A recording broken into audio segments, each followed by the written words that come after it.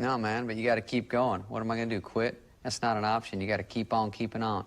Life's a garden, dig it. You make it work for you. You never give up, man. That's my philosophy. Hey, gardeners. Hope you're all having a great week out in your gardens.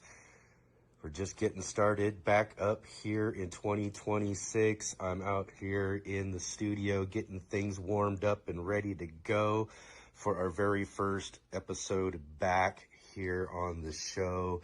I've been away for a couple of weeks, having a nice little vacation, but it's time to get growing again. It's time to get this show back on the road for a whole new year. I'm really, really excited. We got our good friend Bevin back with us for our first show of the year. He was here with us last year for our first show. We're going to get to meet up with Corey from the Greenbay Gardener.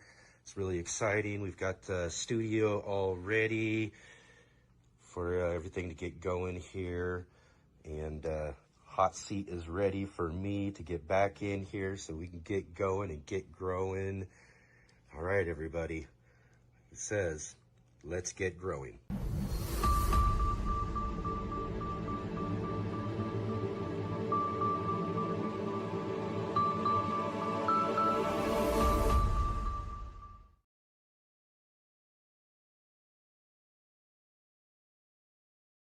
All right. Ready or not, all my passionate plant people and garden enthusiasts, here we are. Let's get going. Let's get growing. It's 2026 right here on the Let's Get Growing show here on the Urban Gardener channel. I'm Enoch. I'm your host this year on the Let's Get Growing show. And we're going to have a great, exciting year ahead of us. We've got a great, exciting day for us today. We've got, again, like I said, our good friend Bevin Cohen from Small House Farm. He's the host of the Seeds and Weeds podcast as well, too. Bevin was, Bevin's been a good friend of ours for many years and everything, but he was our first guest last year. I brought him back for our first guest this year. And as well, too, we've got Corey from the Greenbay Gardener joining with us today. We're going to check out and talk with him all about what he's got growing on over there in Greenbay as well, too. Like I said, really awesome, really great to have all of you here with us today.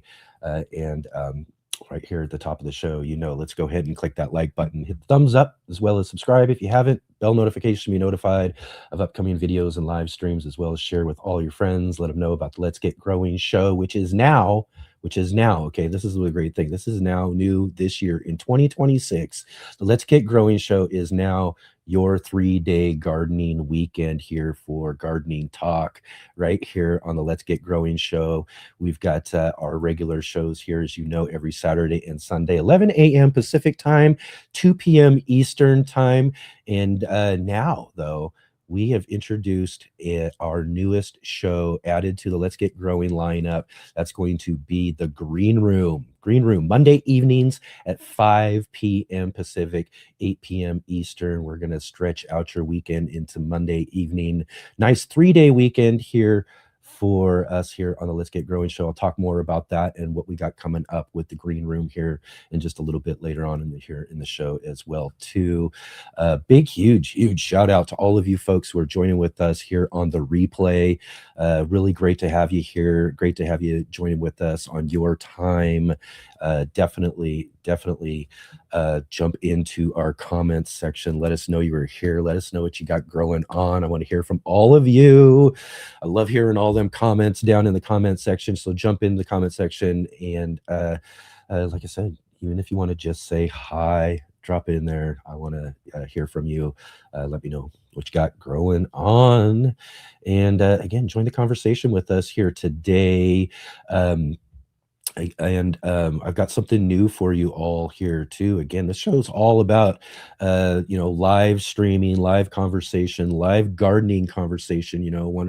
All of our favorite subject here with all of these just really amazing gardening communicators that we get to talk to here on the Let's Get Growing show each and every weekend and everything. But the great thing about it is that you, the audience, always get to be a part of the show and be able to get involved in everything too. So you can join in on the conversation in our chat.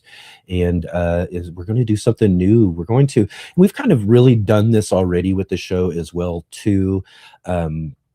we've had kind of a kind of a moment at the show, here and there, and it's kind of happens at different times sometimes and all of that. But we're chatting with you guys, we're saying hi, we're popping up hellos and all that sort of stuff. But we're going to do it a little bit more intentionally for now on here on the show. We're going to be doing what we're going to call roll call. So when roll call comes up here in just a few minutes, that's what we're going to get and hang out with you guys. We're going to say hi. So definitely be dropping in there. Let us know you're here. Let us know where you're growing from. Let us know what you got growing on, that sort of thing like that there in our chat there. And we'll say hello to you here in just a few minutes here. And we'll do our first roll call of 2026 here in just a minute here. So drop into our chat there. I'm sure Jay has already said everything. I see there's already a ton of conversation going on right now. So definitely gonna have to say hi to a bunch of folks here in just a minute. And also too, you have any questions or comments? I want to hear questions or comments as well. Questions, and we just might feature those on the show. If you do like to get them seen, though, if you want to put them in big bold capital letters, that kind of really separates your questions from the rest of the conversation. That way we can make sure that we get that pulled aside so that we can try to fit that into the conversation as we're interviewing our guests. I love seeing questions for our guests when they get in here as well too. All right. And also follow links down below. We got all of our guest links and everything too. Go and check them out. Go check out their channels. Go check out some of their videos, their podcasts, all that sort of stuff in the links to our guests down below. Go leave them comments and let them know that you saw them here on the Let's Get Growing show. Right on. Like I said, we got lots and lots of things going on here. I'm just kind of excited. We're getting things going for our 2026 year. I've been off now for 3 weeks, and I was barely on prior to that, as I had a few weeks before that where we had some so it's been kind of a little bit of a wind down to 2025 there, but I'm really kind of excited for the wind up here in 2026 as we're getting going here and we're all set to go. So again, we've got lots of great things coming up here. I just wanted to talk again about the 3-day weekend we've got coming up here. This is just really great. This is really exciting. I mentioned this here. We've got our newest show. It's the Green Room. The Green Room on Monday nights. Like I said, it's gonna be 5 p.m. Pacific. It's 8 p.m. Eastern for those of you on the East Coast as well, because our co-host, we have a co-host for this new show, is over on the East Coast. We've got Natalie from The Fresh Princess. She's our co-host. She's going to be joining with us to host this new show, The Green Room, and it's going to be really fun, really great. We've got lots of really awesome conversations coming up here for The Green Room as well too. So really awesome new show for us here on the lineup.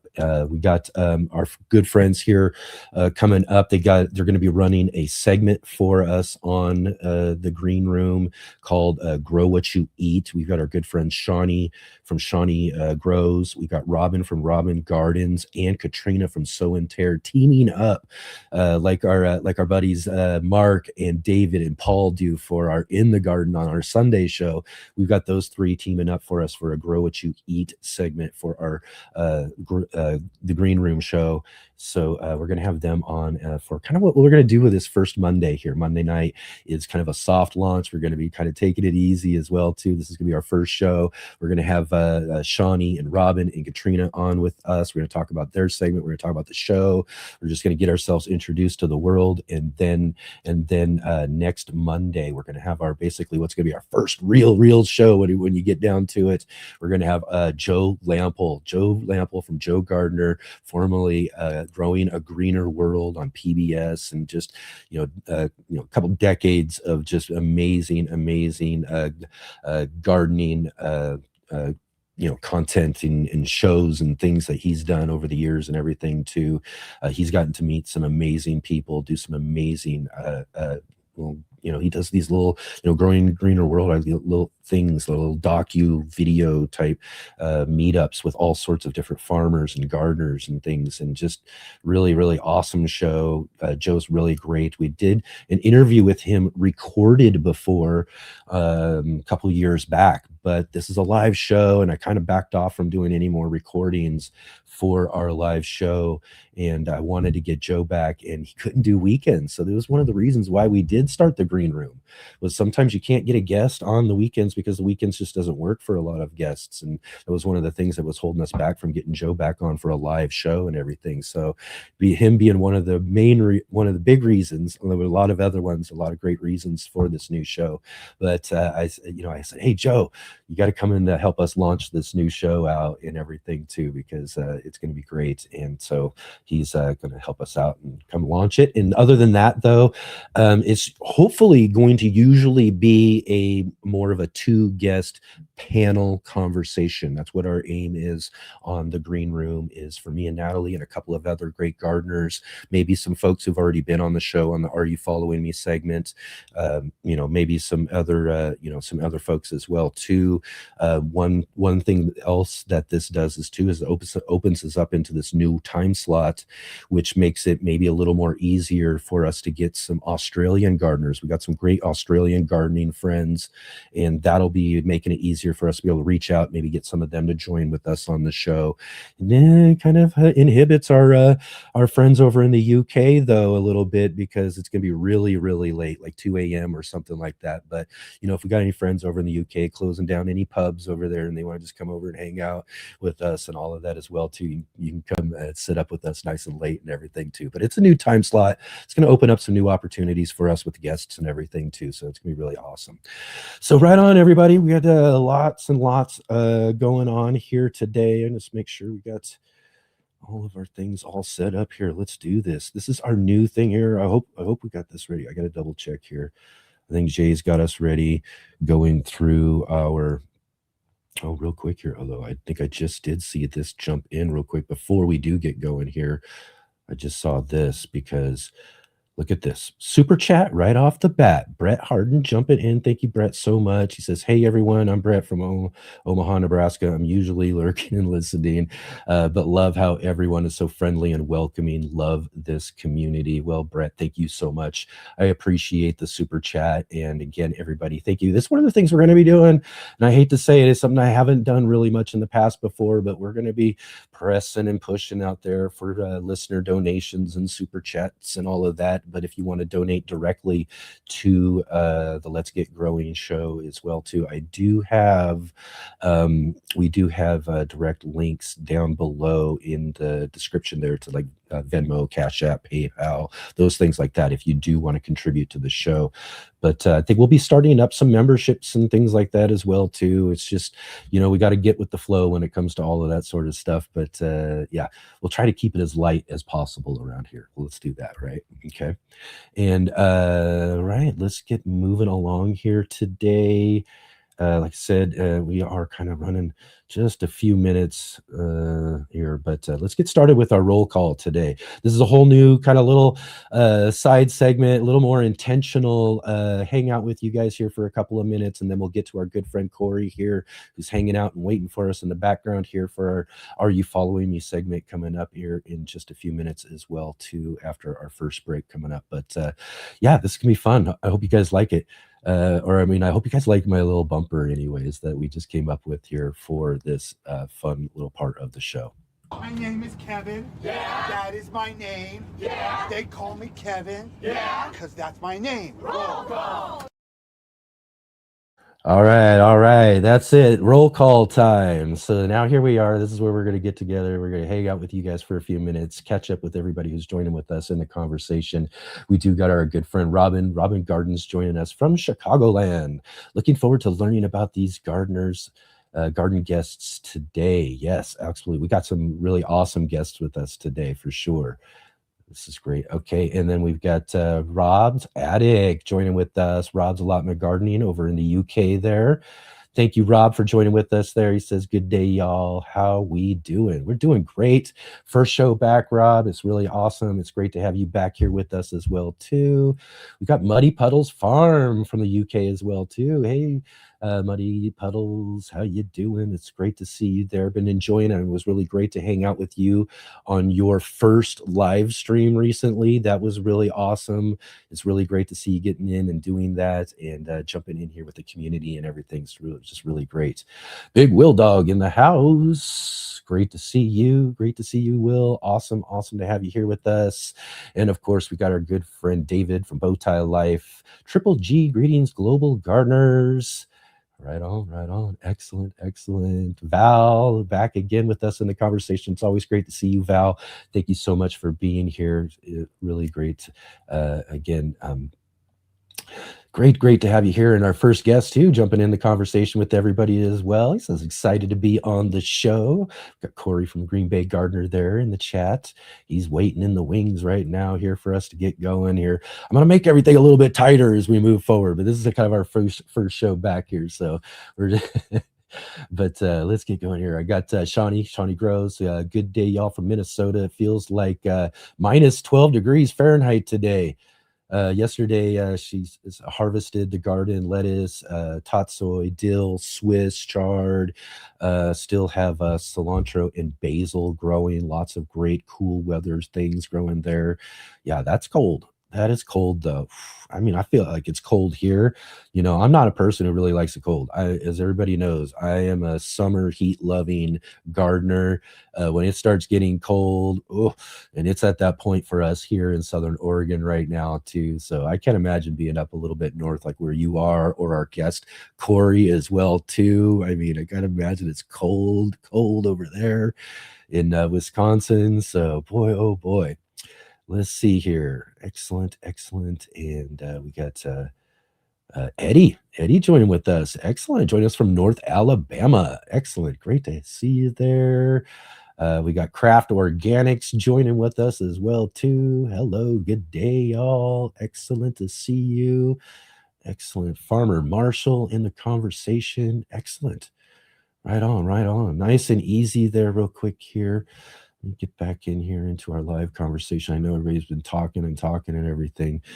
Oh, I hope we haven't missed anybody new that's jumped into the conversation yet. But anyways, thank you all for being here. We're going to take our first quick break here real quick, and we're going to come right back here and get with our very first guest of the day. I can't wait to chat with this guy, Corey from the Greenbay Gardener. I'll see you guys just 1 minute. Ivory Organic was founded on the gardening concept of whitewashing, simply lightening your plants to better tolerate weather extremes, transplant shock, and so much more. Such a valuable gardening practice that farmers have been doing it since BC times. However, in recent years, most research has been caring for plants and trees using latex and tar-based products which are designed to last 100 years, but fall off your plants within 1 to 2 years as your plants grow, contaminating your garden soil indefinitely. Available in colors white or more natural looking colors such as brown, green, gray, and grayish. Ivory Organic has 2 general categories of whitewash products. The 3-in-1 Plant Guard, which includes 7 natural oils including castor, cinnamon, clove, garlic, peppermint, rosemary, and spearmint, which offer insect and rodent repellent protection, and the whitewash oil-free formula. Both products also have diatomaceous earth in the base ingredients, which naturally offer some insect repellent protection too. As always, keep growing with Ivory Organics, and wishing you all happy gardening.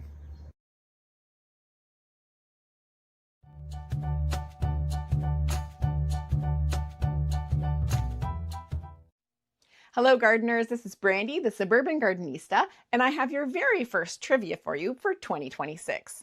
I hope you all had a wonderful holiday and spent lots of time with family and friends. And on that note, my first question of the year is, what is a host plant? And here are your options. A plant that prevents pests from eating the veggies in your garden. B, a plant that hosts the best garden parties. C, a plant that is necessary for the survival of a particular insect species. Or D, a plant that produces pollen for pollinators. I'll be back a little bit later in the show with the answer.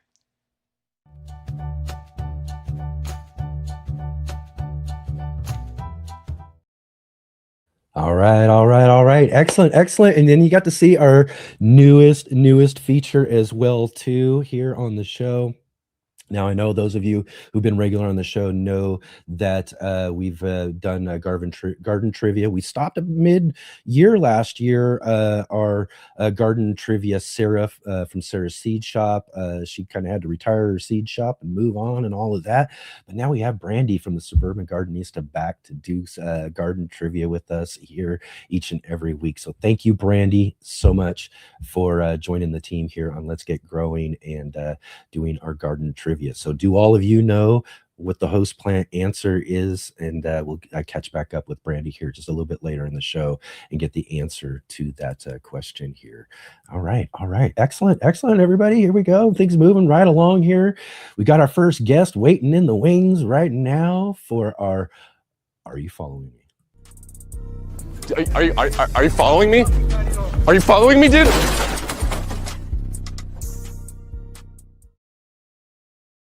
All right. So, let's welcome the very first guest of 2026 here on the Let's Get Growing show. Let's welcome Corey from the Greenbay Gardener. Thank you so much, Corey, for joining with us here on the show. It's great to have you here. Thanks for having me. Awesome, man. Again, too. Yeah, like I said, I just love that view and everything. I'm a kind of a football fan myself. You know, I hesitate to tell you my team, though. Are they still in the playoffs? I'm feeling for you when it comes down to it. That was a great game last week when it came down to it, but still, let that. But anyways. But yeah, my team's still in the playoffs. Good for you. I think I know who that is. The biggest clue is I'm from the Pacific Northwest. Yeah, I heard you say Oregon, and I heard you say the weather. The weather here in Green Bay is 26, so it's actually a little bit warm for us today. Yeah. To tell you the truth, last week I was watching the game, kind of hoping. I was sitting there thinking, oh man, if Corey's team wins, then it's me and his, it's my team and his. We're gonna have to jersey it out for the show, but there we are. That's all right. I know the feeling. Believe me, I'm a Seattle fan. I know what it's like. Yeah. I was in Seattle for the 2014 playoff game that you guys won on our onside kick that we missed. That was a devastating game. Another devastating one. Huh? I've been to a lot of devastating Packer games. I'll be honest with you. Yeah, I used to be a season ticket holder there up in Seattle for many years during the first Super Bowl and everything as well too that we went to, and so big time fan. But we're here to talk gardening though too.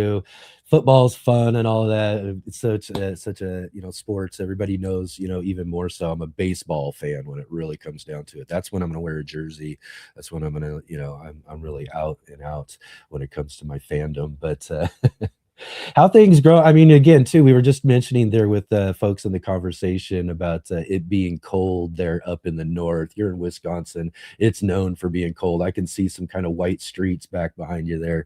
It's got to be pretty chilly. So the garden, you got anything growing? Anything going? Covered up? Anything underneath the snow? Or what's growing on up there in Wisconsin, Corey? I did in some of my raised beds. I do have some carrots that left over. So I got into this whole like using your raised beds as a refrigerator. But this last year after the draft, I was able to build a greenhouse. So I have a greenhouse right behind me, and I'm growing bananas. I'm growing vanilla orchid. I'm growing I have a ton of arugula. I have a ton of winter peas. I have a salad bar. I mean, I got about, 300 plants growing in the greenhouse right now. Oh my! I've already started my first tray. Yeah, I've already started my first tray. So I'll do I have a whole grow tent in the base. I have 3 grow tents in the basement, and I've got my seed starter. So I do about 9 sets. Last year I did 7 sets of seeds throughout the season. This year I'm going to try to do 9. So I've already done 1 set. So I have 1 set kind of going. Oh, excellent. Yeah, man, that's just amazing. Okay, yeah, and you got, I guess, living in those areas. I mean, I would like to have a good space for a good greenhouse myself, for sure. But man, that's got to really help during the winter time, right? Yeah, especially in those regions where you're living, be able to extend some seasons, continue to grow things that you wouldn't normally be able to do. That's really awesome. And you mentioned banana too as well. Yeah, I have an ice cream banana that I got from Wellspring, and I didn't even know what that was until like 6 months ago. And then I have a dwarf banana that I'm trying out too. So Oh, wow. That's great. That's great.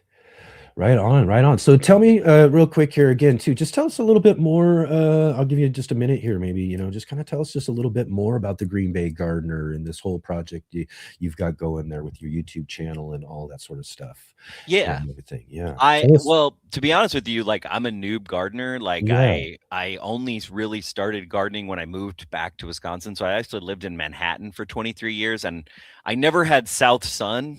So I Yeah, yeah. always had like terrible luck with household plants. And I Mhm. never what's funny is I'm now way into household plants. Like I love your setup right now.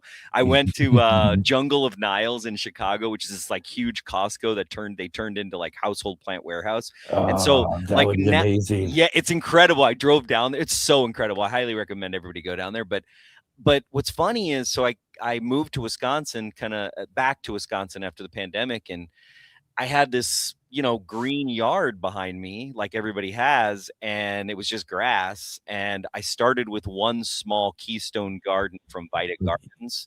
And I was Okay, just, yeah. yeah, I was all into this idea of like having the compost in the raised bed and, all of the plants kind of using that. And it's so funny. I have this shot of one raised bed, and now I have a 30 by 20 pollinator garden. I have a 20 by, as much space as I can. Except for when people park on cars on the front yard, they have to park during the season. Mhm. Except for that, I'm utilizing pretty much all of the available space that I have, and I've really gotten into pollinator and native plants in Wisconsin. I mean, Wisconsin and the Midwest has such a beautiful, amazing history that I could, I could. I could go my entire life and die and still not know everything about native plants in the Midwest. Like it's incredible. It's really incredible the depth. Yeah, and I really think and I find that to be the case, for native plants in general, almost anywhere, that we just don't pay enough attention to those sort of things, as plant enthusiasts in general, that there is just a plethora of just amazing, great native plants that are just that fit into any kind of garden situation as well too to enhance or do things in order to kind of pay a little more attention to them. That's something I've been trying to do a little bit, I think, over the last couple of years, especially as I've gotten to meet some folks who just really kind of convinced me about the fact that when it comes to native plants, is that we're concerned with a lot of the ones that we know, especially gardeners who grow food. We're really centered into that sort of thing, and without thinking about what we could do outside and around and all around our garden by helping and keeping native plants thriving in our areas. So yeah, I'm definitely a big proponent of native plants in our gardens. 100%. Yeah, I have this botanical art, and it shows like 14 different prairie plants, and it shows how tall they are above the ground, and then it shows their root structure. And like you think about like mycorrhizal networks, and like just the last 4.5 years, I just got my about 2 years ago, I did the Wisconsin Master Gardener program that's part of the University of Wisconsin, which I always say is like really just a way for them to get volunteers, which is kind of awesome every year. And Mhm. just thinking about root structure and thinking about soil, it's just been great. And honestly, that's why I started my YouTube channel. I was following no-till growers. I followed, Epic Gardening, like just kind of like some of the more popular channels, Mhm. and just learning. I was just like, well, I might as well document what I'm doing as I'm doing it because I'm so into it. Mhm. And Yeah. I've really kind of structured my channel more as like, I don't know everything. I'm trying this thing, and I really want to show failures because, as you know, there's so many failures in plants. Like, Mhm. if you grow 3,000 plants, you're gonna Tell kill me about you're it. gonna kill Tell some me about it. plants. Tell me about it. Yeah, yeah. It's one of the things I like. I like that point of view though too, is even in understanding that, especially for new gardeners who get in it, just don't be afraid of it. Just get in and grow and do things because we all know, even us experienced gardeners have killed thousands of plants to get the knowledge that we need to grow the things that we're growing. But I like the point of view that you're talking about though too, because that's similar for me and how I got started and everything and continue to be it as well too. I mean, I'll never really could claim to be some gardening professional, you know what I mean, with all this super knowledge and everything, but I am completely, you know, ready to learn more all the time about gardening and growing and things that that I haven't gotten to try and do before, and experimenting and all that sort of stuff when it comes to gardening and everything. And that's what I wanted to do when it came to putting out content. And I really enjoy content creators like yourself who do that. Say, hey, come follow with me along just with my experience, because I'm learning here, and maybe there's something that you might learn while I'm learning. Let's just kind of grow together. Yeah, and I think you would agree with this. I feel like besides, there's not a lot of zone 5 to zone 4 content creators out there. Like a lot of content creators are in like San Diego, like the South, where it's like I consider it easy to grow stuff, although it does get really hot and it's hard to grow some of my favorite things like brassicas and radishes and other things like that. But it just didn't seem like there were a lot of zone 5 and zone 4s. And so I wasn't learning as much about those things. And then I also think like, as like native plants can be so specific to a region, to an area, it's not even like state by state. It's just, so it's so incredible to be able to kind of bring up plants that I've never heard of. And then I'll see people being like, I didn't even know that was native. Like there's 3 cacti that are native to Wisconsin and things like that, where you're like, that's crazy, and I never really knew that. Right. It's just fun to learn. Yeah. And that I think that is probably, again, one of the more, I think one of the biggest things. I mean, there's so many great things you get from gardening. It's hard to really kind of put this into words in a sense, though, too, but is that constant yearning to learn more, that it kind of really drives you in a sense when you start to get into gardening and growing and everything, because, that I think even too, as getting into gardening as a little bit later, or at least the growing food aspect of growing and gardening later on in life, for me anyways, was that kind of re-grabbing that kind of thing from youth, when just learning things and exploring things and experimenting, and things are so fascinating. So we get to kind of reconnect with that a little bit, when we're, so that's just one of the things I love about gardening, is that constant drive just to learn just a little bit more about things. And gardening just kind of opens your mind up to that, right? 100%. I love, one of the things I always say is like, if the problem is X, the solution is more plants. Yes, exactly. Like right? like Japanese beetles, well, you need more trap plants, right? Not less, right? You need more diversity, you need less monoculture. And so that's always fun. And like plants, you think about it, like for millions of years they've been on this earth, and we learned, so we are them. We have learned so much from them, and they have so much more to teach us. It's really, really incredible. It actually can't be overstated, to be honest with you. Yeah, it really can't. So, and like I said too, like as I was mentioning, it's kind of hard to put some of these little aspects about gardening into words and stuff, because there's so many different aspects that are so really amazing about it. I think it's just one of the again too, one of the greatest things you could be doing, whether you would consider it a hobby or a lifestyle or anything like that. It's just it's opened up so much, for me in my life as well too, and so many different, and like I said, we can go down so many different avenues. We do all the time right here on our show, with all sorts of different people we have here to talk with and stuff about these different things. But Corey, tell me a little bit about, again, you said you got this going, and in fact, I was watching and found your channel, like I was saying, a couple months back, and I thought it was just really awesome, again, for one, to see in the background and everything. But I found your channel because I saw this live channel going live. And I was like, oh, let me go see this gardener. He's on live right now real quick. And then when I looked at it, I was, oh, wait a minute. This guy's got like a lot, like this is really, and I really found this fascinating. Tell me a little bit about how because this is a little unique to, I mean, I think channels in general, whether it's gardening or anything else as well too. But tell us a little bit. You've taken your content, your videos, and you've really put together a really kind of unique live stream.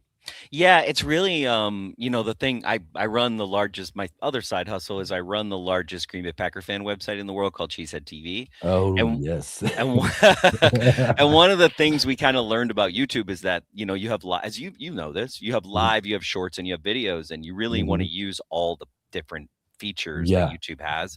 And so, what I did was I launched last August. That was my plan for last year. I was like, all right, I need to make enough content that I have a library, and that it's not, it's something I can sustain. That was really important to me, something that I could do and that I wanted to do and figure out. And so once I had about 30 videos or so, I was like, hey, I'll just put these in a playlist and then I'll play them live. And the nice thing is that, as you know, with YouTube, you discover channels when they're live. And so I've had a lot of people kind of discover me that way. And then as I have new videos, I add them to the roll.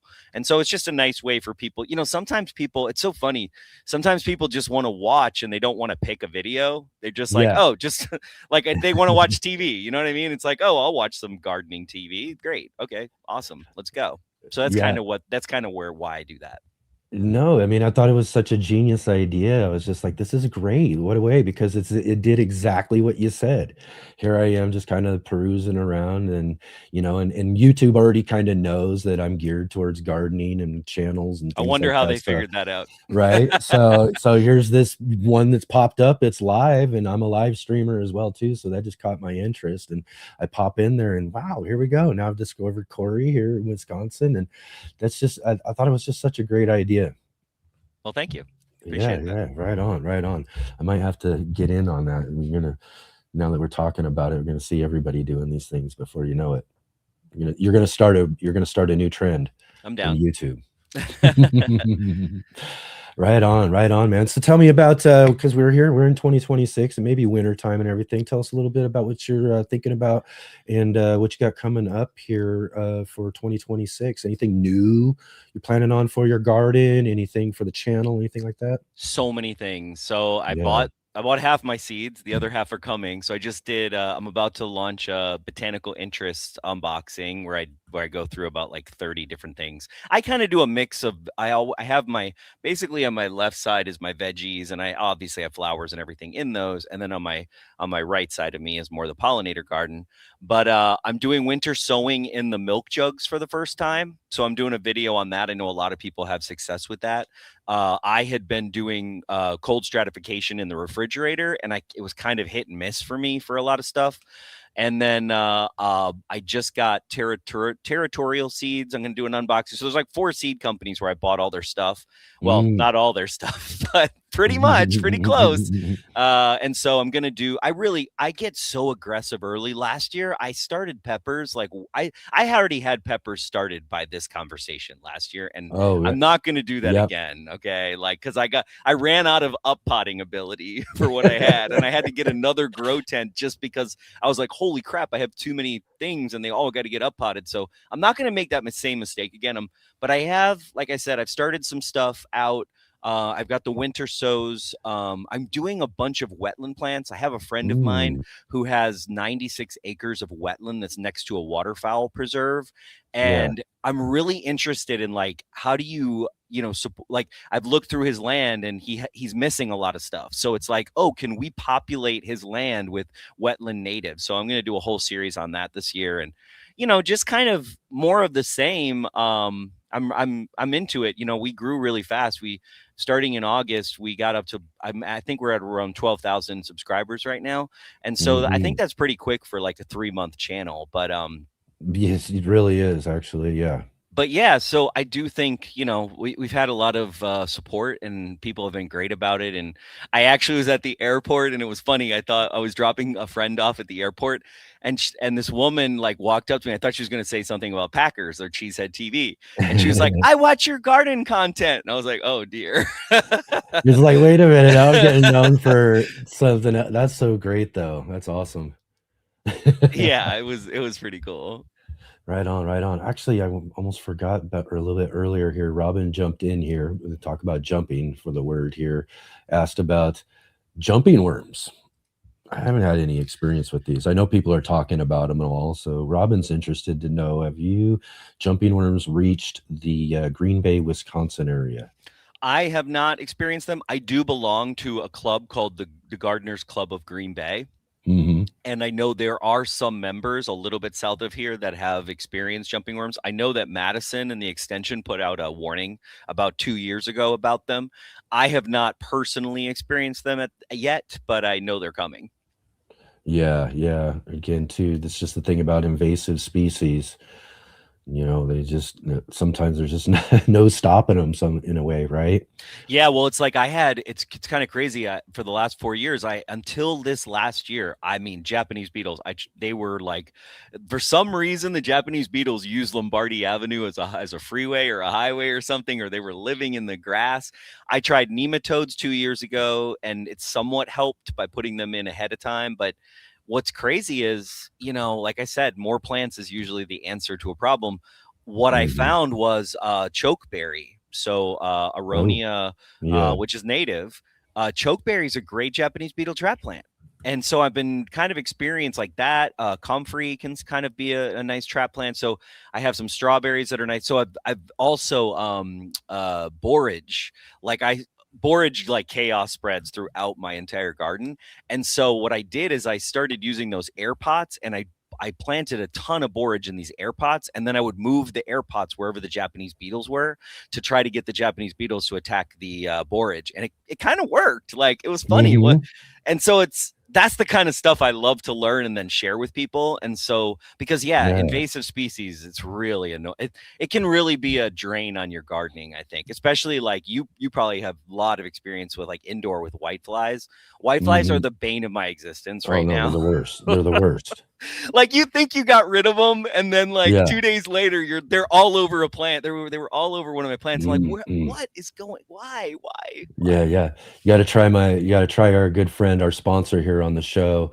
Good chance to plug for them real quick too. Ivy Organics, their 3-in-1 can be made into a really cool plant spray. Okay. And it's all natural mint oils and things like that too. So it's 100% organic and everything. And I find that really does well with my whitefly and help me push them back a little bit. But it is a little bit of a battle though with those things.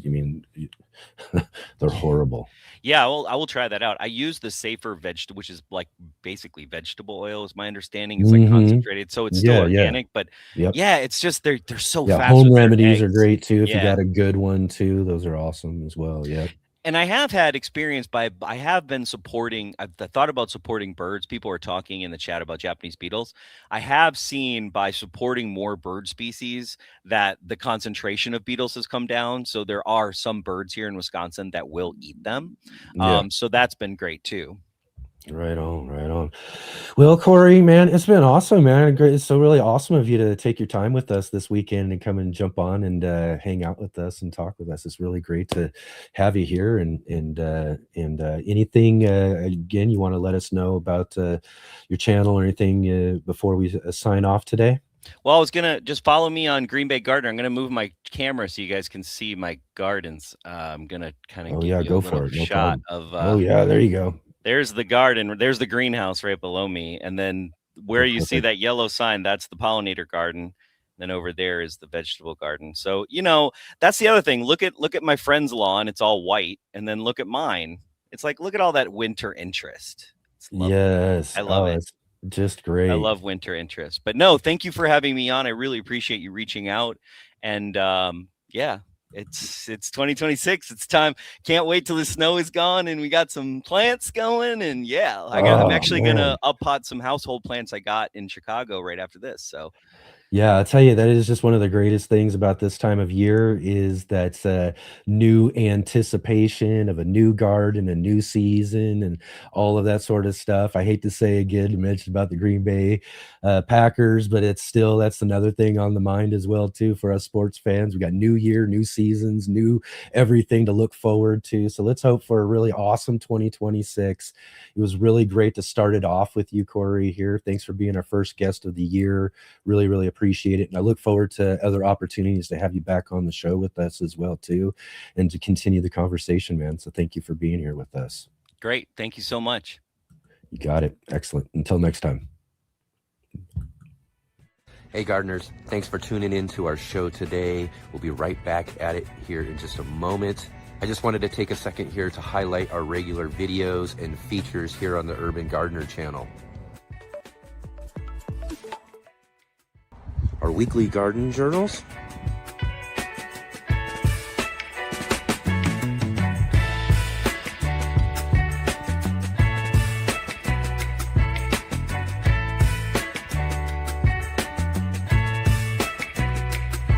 and our incredible featured visits.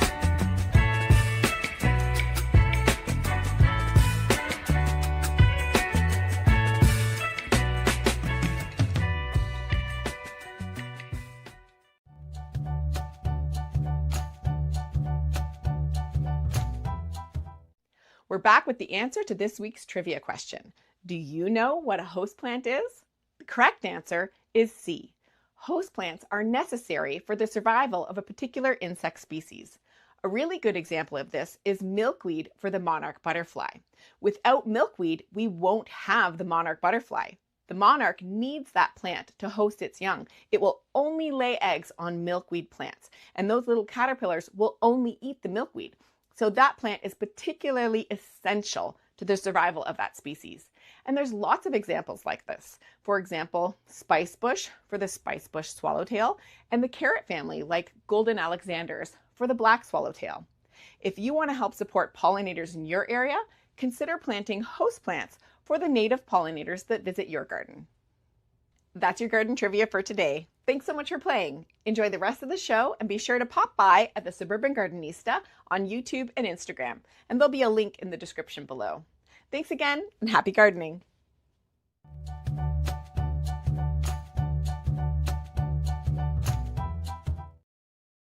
All right. How awesome and wonderful for Brandy. Again, to thank you to her, the Suburban Gardenista, Brandy, for bringing us back our weekly trivia to our Saturday show. Really awesome job, Brandy. Thank you so much. We look forward to the coming weeks with more trivia down the road. And again, like she said, got a link right down below in the description there for Brandy at the Suburban Gardenista. Go and subscribe to her channel. Go check out what she's got growing on there and show her some support. As again, too, thank you all so much for being here today. Again, the show is just going along great. First show back, 2026. Oh my gosh, got our featured guest here waiting in the wings. We're going to have him on here in just a moment. I'm excited to hang out with my good friend Bevin here in just a minute. But real quick, I did want to kind of talk about what we got growing on here this weekend here on the Let's Get Growing show. But you know, I'm sorry, I'm just fumbling around with a couple of things here anyways. But tomorrow we're back here again. Like I said, this is your 3-day gardening weekend here on the Let's Get Growing show. And so that means we're back here now for 3 shows. We've added a 3rd show to the lineup. It's going to be on Monday night. That's going to be the Green Room, Mondays at 5 p.m. Pacific, 8 p.m. Eastern Time. And we're going to be joined with a co-host. I've brought a co-host along with me this time. We've got Natalie from the Fresh Princess is going to join with me to be a co-host for our new show, The Green Room. Again, this is your 3-day gardening talk weekend extended out into Monday evening, which again, as I mentioned earlier in the show too, is going to allow us to do some extra things. A new time slot will allow us to bring in some different types of guests, folks who couldn't join us on the weekend, folks who, again, too, like in Australia where it's just way too early. So we'll be able to do that. And again, maybe some really great conversations with some folks who've already been on our show, like Corey from the Greenbay Gardener. Maybe we'll see him on the Green Room in coming weeks when it comes down to it. But this Monday night, we're going to have hanging out with us Shawnee from Shawnee Grows, Robin from Robin Gardens, and Katrina from Sow and Tear. They're doing a new segment for us on the Green Room called Grow What You Eat. And so they'll be joining with us for what will basically be this Monday night, our first show, kind of a soft launch, if you will, of our first show with our segment producers and contributors joining with us. And then we'll get really going in the next week. And we'll talk a little bit more about our next week's guests and all of that as well, too, as we get moving along here in the show. Tomorrow, though, the Sunday edition of the show is, again, the 3rd Sunday of the month, and every 3rd Sunday of the month, we've been doing this now for the last couple of years, is our monthly gardening book club. with our good friend Mark Boucher-Colbert, Mr. NBC, joining with us as co-host of our book club. And tomorrow's book club, we've got joining with us Sam Kaufman, author of Survival Gardening. Sam's going to be joining with us, and he's got a really great book here. I've been reading. It's really great. Grow Your Own Emergency Food Supply from Seed to Root Cellar. Sam Kaufman, be here with us tomorrow for the show. So right on, everybody. Let's get moving along here. I know he's waiting. He's back here in the studio, ready to go. Let's get going with our featured guest today. You never know when you might learn something, and that's what this is about for me. These are people that I admire. Please welcome my next guest.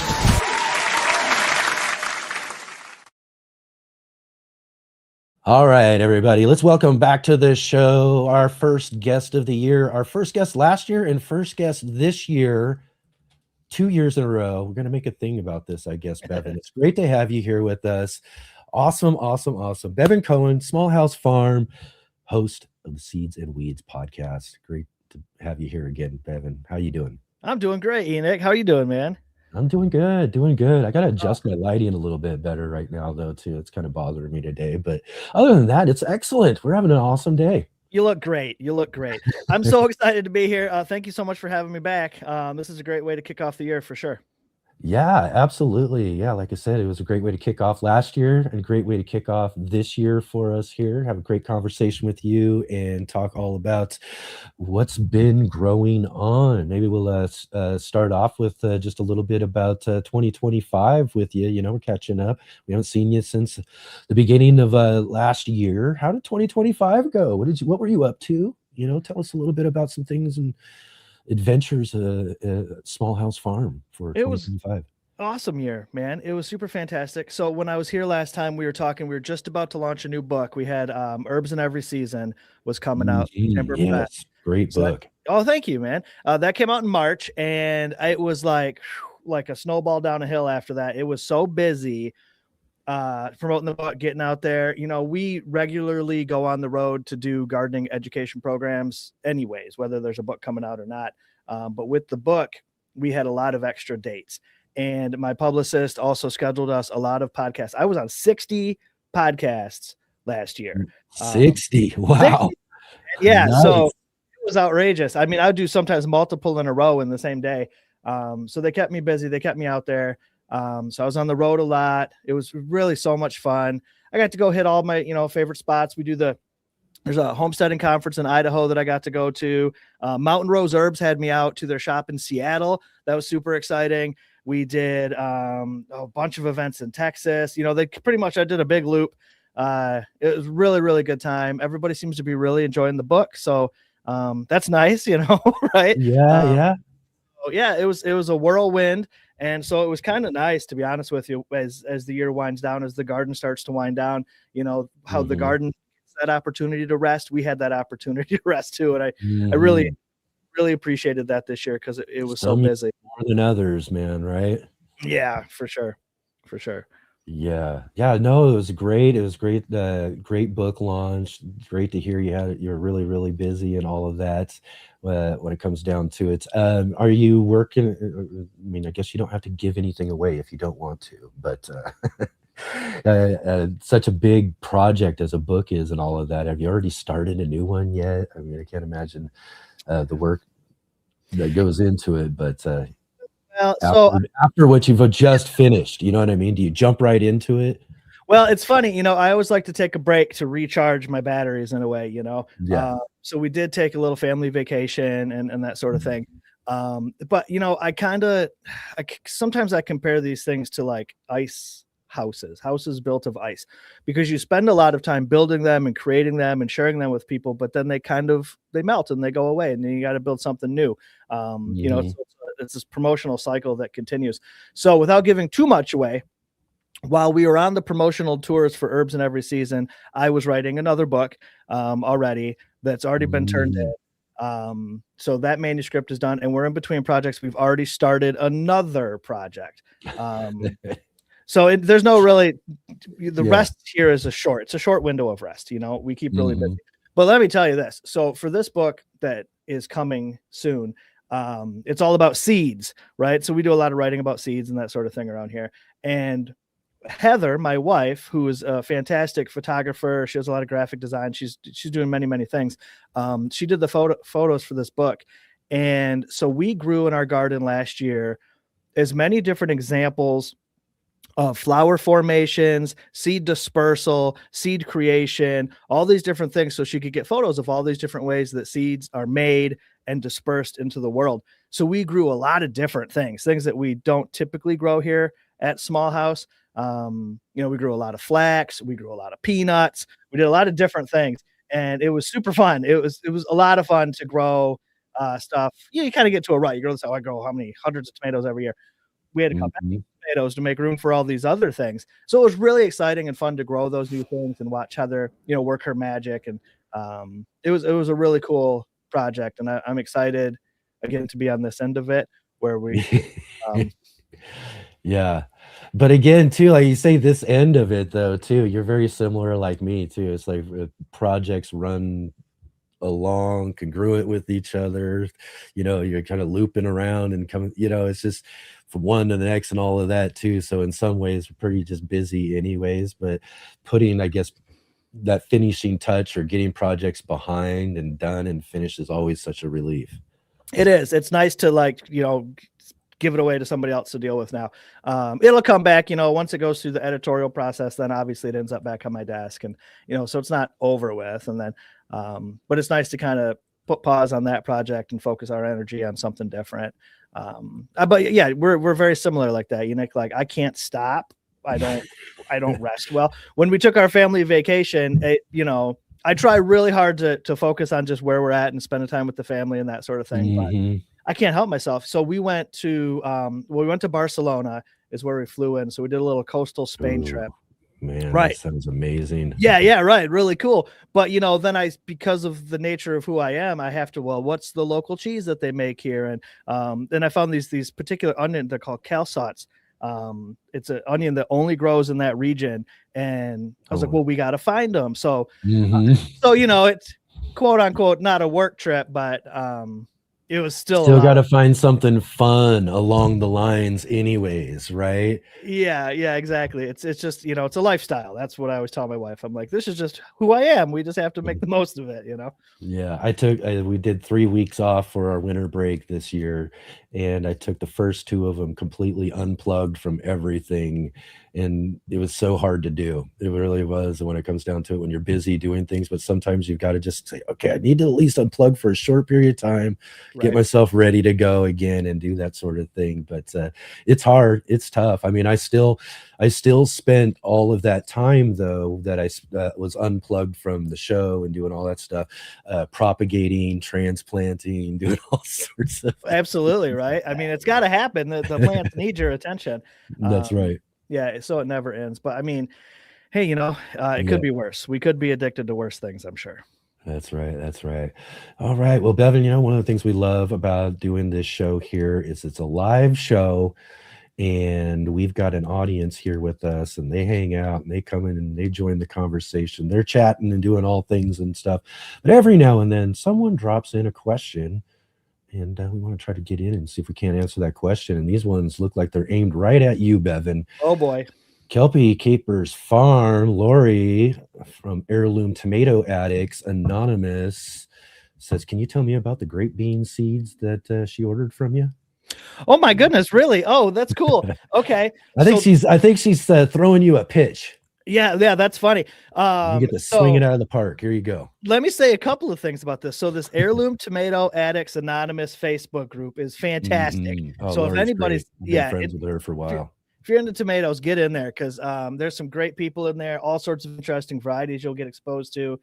Really, really cool stuff. So she had purchased some beans from us. The grape bean. We have a little seed store. Here's the plug. We got a little seed store that we offer through smallhousefarm.com where we sell all sorts of interesting and unique seeds that we grow right here on our farm. One of them being the grape bean.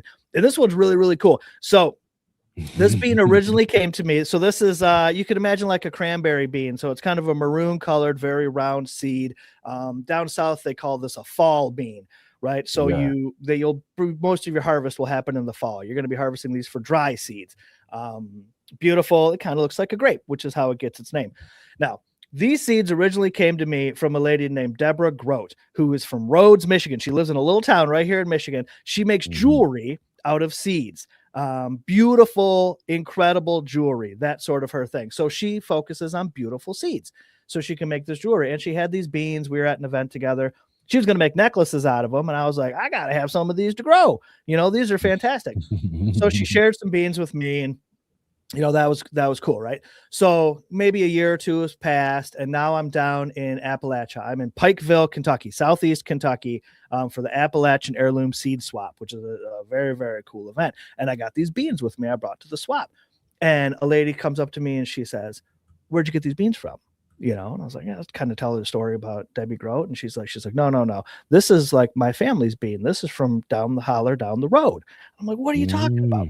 So we did a little bit of investigation here. This is actually a story that's in one of my books. And what it turns out is what we were able to find is that many, many people during the industrialization moved from Appalachia further north into Michigan and places to get jobs at automotive factories making cars and that sort of thing. So they came up north. And when this family came up north, they brought this bean with them, as you would, right? And so then that bean came to Michigan, and it kind of circulated out and that sort of thing, and people had it. And Debbie, of course, eyed it for its beauty and kept it aside. And so we were able to bring this bean back, and this lady was like, "Oh, I remember my grandpa had this. I remember this bean from when I was a little girl," or whatever she was saying. So we obviously gave her some of those beans.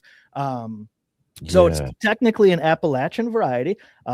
Beautiful seed. It's really, really nice. We've been growing it here ever since. I grow it every year, it says a lot, because having a seed store and we only sell seeds that we grow, I try to grow different, unique things every year so we can keep kind of a rotating inventory of things. But there are a few varieties that are so fantastic. I grow them every single year, no matter what. And the grape bean is one of those. Oh man, again too, I love these fantastic seed stories. It's just really amazing. That's how I came to meet you, was through seeds and the Heirloom Exposition years and years ago. Oh yeah, one of my favorite books that you wrote is all about seed stories. You got so many just wonderful seed stories you've gotten to learn about over the years and everything, and that's just another great one right there. Yeah, it is a good one. I've been blessed, I would say, to have these opportunities to meet these people and meet these seeds, and folks will share these stories with me. And, over the years, I've been able to not only rewrite these stories that end up in books and this sort of thing, or we do a whole thing on our Patreon for folks with seed stories. But through the Heirloom Expo, because you brought that up, I've really connected with the folks at Baker Creek. And so I've been doing a lot of research on stories for the catalog. So if anybody ever gets the whole seed catalog, the big honking catalog, a lot of those seed stories are in there. I've helped to unpack and detective work to put those stories together. And it's been really so fun. There's the new one, right? Yeah. Right there. That's got a story about the Ashe County pimento pepper. That's the one that I worked on this year. Nice. Yeah, it was a cool adventure. It was super fun. We got to meet a lot of interesting people, and preserving those stories on paper, I think, is really important like that. Yeah. And again, too, paper, writing books and all that. Someday I'm gonna have to write a book about all the conversations I've gotten to have over the years now, too, doing this and my channel before we started the live show. But, again, too, I've been similar to you. You got real amazing, cool family historical stories and all of that, which is really awesome. But I feel in a similar way, too, getting to talk to all these amazing gardeners like yourself. And, again, too, we're so fortunate to have all the amazing guests that we get here on our show and everything, and getting to hear their stories and get to hear about their, how gardening has, affected their lives, and those sort of things too are really special as well too. So I love gardening stories in any sort of aspect, and seed stories are just really amazing as well too, because those got some real history to them for sure. They do. And it's important that we document that. What I found over the years of researching these stories is that there's a lot of misinformation on seed stories that sometimes people that are trying to sell things sometimes make stories a little more fantastic than they probably should have been in order to make their seeds more intriguing. And once that happens and then that's documented, that tale can be passed along through generations, and it's not always completely accurate. Right now I'm working on researching the story of the pineapple tomato, and it is unraveled. Oh, Yeah, one of these very I've similar grown issues. that one a couple of different times, got seeds from Territorial Seed. I'd love to hear about that. It's a fantastic tomato, right? Big bicolor pineapple tomato. Anybody should delicious. grow it. Oh gosh, it's so good. But you Google it, you try to find some information about it, and the general consensus is it was introduced by Gleckler Seed Company sometime in the 1950s, and somewhere from Kentucky, yada yada yada. Cool story, right? But I have access to archives of seed catalogs, and you can flip through all of the seed catalogs that Gleckler's published in the 50s, and pineapple tomatoes in none of them. It's just not an accurate story, right? But you could see it copy and pasted from one seed company to the next. And so that's what we're working on right now. We're on the hunt for tracking down this story. So over the years, I've met some historians and archivists and seed savers, and so we're kind of building that network of people to try to track down the real story here and document it so everybody can know. Well, I can't wait to hear, man. You got to let me know when you get the true dirt. Right, we're working on the true dirt on the pineapple tomato. Robin Gardens does ask Kelpie Capers asks, is pineapple from the 1800s? Do you know that much at all? Well, so we have uncovered that we found a newspaper clipping from a Pacific Northwest, a newspaper from Washington State, a recipe that mentions pineapple tomato by name. It's the oldest documentation we've been able to find so far, and that's from 1878. Ooh, okay, yeah. So then we know. There we go. There you go. That's good. That's good. We know it goes at least that far back. So yep. Excellent. Right on. Excellent. Thank you for the questions, everybody. It's really great you guys jumping in here and jumping into the conversation and everything. Let's see here. Dusty Flats asked just a little bit earlier here. Do you use a distiller for making essential oils? I know that's something do you guys do that there at the Small House Farm? We do not make essential oils here at Small House Farm. So that's a common misconception. So the oils that we make here are cold pressed seed and nut oils. So things like sunflower, hemp seed, flax. So we utilize a machine that essentially it's just pressure. It's an expeller press is what it's called. So you feed the seeds into the chamber, you crank it. I've got a hand turn one, a real old fashioned one. You crank it like this, it squeezes the seeds to release the oil. Now, essential oils are distilled utilizing steam, a steam distillation process.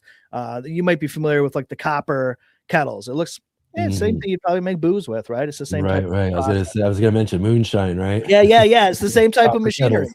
You got it. And that's what they use to extract the essential oils from the plant. And we don't do that here at Small House Farm. All of our oils are expeller pressed from seeds and nuts. Excellent. All right. And Dusty was also asking, what state are you gardening in there? We are in the great state of Michigan, which I would say is one of the top 50 states, most certainly. It's my favorite state. I love it here. Yeah, I love gardening here. I think we get good weather. The season could be a little bit longer, I suppose. I'm right in central Michigan, right in the middle of the mitten. We have been 5B forever, but now they recently made us, we're 6A, I think is what they're saying now. You moved up with the last change and everything. Yeah. Thanks oil industry. So right. So we got that going for us, but we get enough snow, which is nice. The snow, it brings a lot of minerals back into the soil. So it's a really important aspect of replenishing that soil for us. So that's really nice. But yeah, Central Michigan is where we grow, and it's got its own challenges. Like when we were doing these peanuts and that sort of thing. Peanuts is not a crop you often see. In Michigan. So I had to work to find some seeds that were as locally adapted as possible. I connected with John Shirk Seeds in northern Indiana. He grows a lot of staple crops, peanuts and rice. Grows all these different varieties of rice in northern Indiana. Really interesting fellow. So I was able to get a mix of peanuts from him. I bought them as individual varieties, but then I just mixed them together and planted them that way just to see what would survive and what would grow. We just really needed the photos is what we had to have. I wanted to get that flower structure. But a lot of the peanuts really did well for us this year, and we were able to get quite a harvest of them. So that was interesting. I love peanut plants. They're one of the most fascinating plants. Again, anything that grows strange, differently than other things, is always really fascinating. But it's also really cool that I love peanuts. So Right. I like to eat them. You can press them for their oil. They have a high oil content, so that's important for us here too. But yeah, I don't know of, and maybe some of our viewers can school us on this, but I don't know of another plant that reproduces in the same way that a peanut does. Right. Flower up on the ground and then shoots that peg down after pollination. I'm not familiar with another one like that. So if there is one, I'd love to hear about it because it is super unique and really, really fun to watch. It is. It's really cool. And it's kind of cool also too when they're all ready to pull up and you just kind of pull them up and pull all those little peanuts right up and they just kind of bump together. And it is. It's a great feeling to get them all right out and have them come out as a bunch. Yeah. I send the kids out to dig around to find some, and they'll find a few loose ones in the ground sometimes. They love it. It's like a little treasure hunt. Oh, yeah. Same thing with potatoes. Send those kids out to dig potatoes. They'd be out there all afternoon. They love that sort of thing, Well, let's see. You mentioned town in Washington. Kelpie says she lives in Washington. If you let her know, she'll help you figure some things out. Okay, that would be super cool, actually. She's joining in the sleuthing for you there. I love this because what we need to do is connect with the newspaper, and the newspaper might be defunct at this point because it is such an old, newspaper is how it, it's kind of shifting industry there. But yes, Kelpie, reach out to me. Let's connect, and maybe you could dig something up for us because that'd be really neat for sure. Yeah, that would be really cool. Yeah, like I said, I'd love to learn more about that. Right on. So again, too, 2025, how'd the garden grow? It grew great. It grew very well. Yeah. Even the things like peanuts, with being busy doing all the other stuff and everything. It's a challenge. Everybody gets involved in it, It's a big family project for sure. Because I am on the road a lot. But I really try to book. I do a lot of work in the spring and then a lot in the fall. So the summertime, I'm here for regular garden maintenance. But as far as the baby plants go and some of the harvesting at the end, the family's got to chip in and cover for me. But everything did really well for us. I was, I feel a little heartsick all the time not being able to grow as many tomatoes. This last year, we really had to sacrifice a lot of tomato space for this project. So we didn't grow as many tomatoes as we normally would. But the tomatoes that we did grow did really well. And so that was nice. But yeah, overall, the garden was good. I'm already excited for this year. So right now, this is the transition season. We're kind of moving into the next phase of things. I've got this, and you guys might do something similar to this. I have a little box that I keep all year. So throughout the whole growing season, when I'm like, oh, I need to be growing this, or I acquire these seeds, goes in this box. And then come spring, now I dig out that box and I sort through all of the dreams that I had over the year. And then I have to decide, okay, what of these things are going to make the cut and what's going to go into the garden this year. So we're just creeping up on that moment in time where I've got to go through the box and start picking out seeds. Technically here in Michigan, it's about time to start planting onions, alliums, that sort of thing. If you're going to grow them from seed, it's time to do that. But I've still got a little bit of time. I was listening to the gentleman that was on right before me, Greenbay gardener. Yes. And he was talking about how, he had seeds already started this time of year last year and that sort of thing. And that is a problem that I have always had is same thing. You always start them. Oh my God, I'm so excited. Let's get these peppers going. Especially super hot peppers, you got to start them early.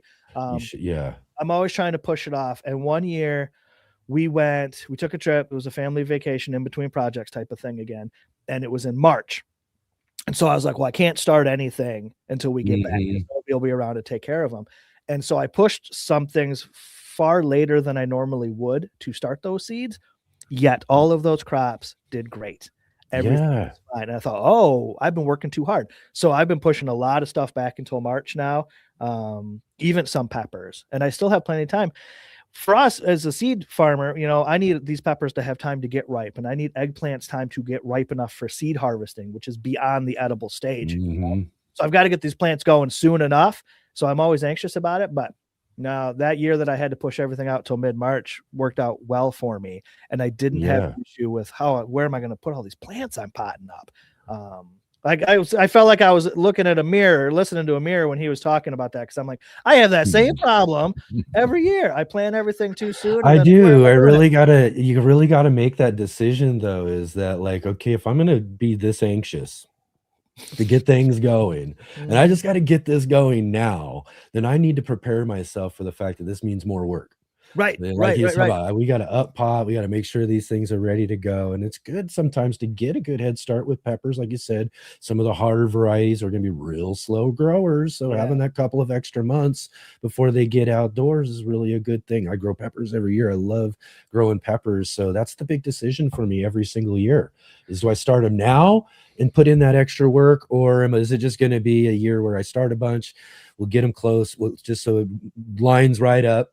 You know what I mean? So I don't have to do much up potting, and they're ready to go by time date's ready to go. And I just start throwing them in pots outdoors and everything, you know, and there's years like that. And sometimes, like you said, though, even some of those years where you're just throwing things together, things work out great. That's the amazing thing about a garden. Sometimes it's just, you know, less work sometimes is even better. It really is. It's if you get out of your own way sometimes. I have Yeah. found in a few occasions I've had to pot up pepper plants at the end of the year and bring them indoors to give the peppers time to ripen. So it's like, just when do I want to do the work? Do I want to pot them up in the spring or pot them up in the fall? But yeah, I bring peppers in every year now. So we've got pepper plants. I got these Tabasco peppers. We visited the Tabasco farm down in Louisiana years ago.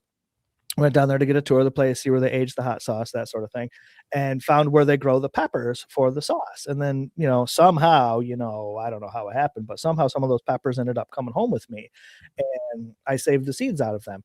And I've been growing them ever since.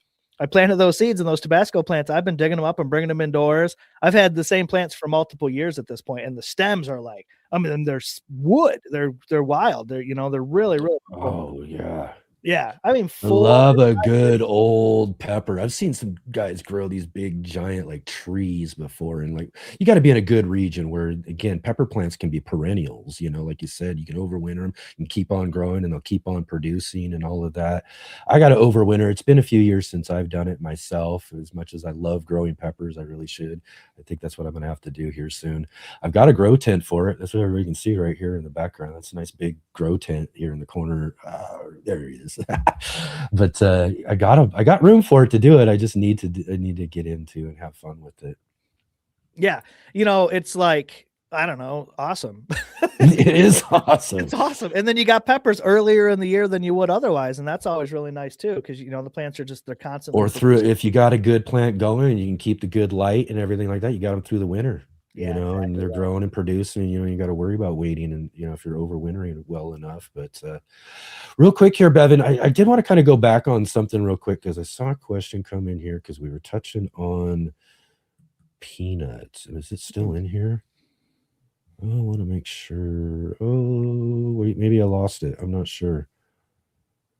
I thought I had one in here. Someone was asking again too. So I'm not sure who it was. I'm just going to go back on this real quick, just because someone was asking before about how peanuts grow, because we were talking about them being kind of different, you know, and we didn't really explain how and what they do that's so different than all of these other plants that you said that we haven't seen anything else do. And someone did kind of ask and was wondering, because they hadn't grown peanuts before.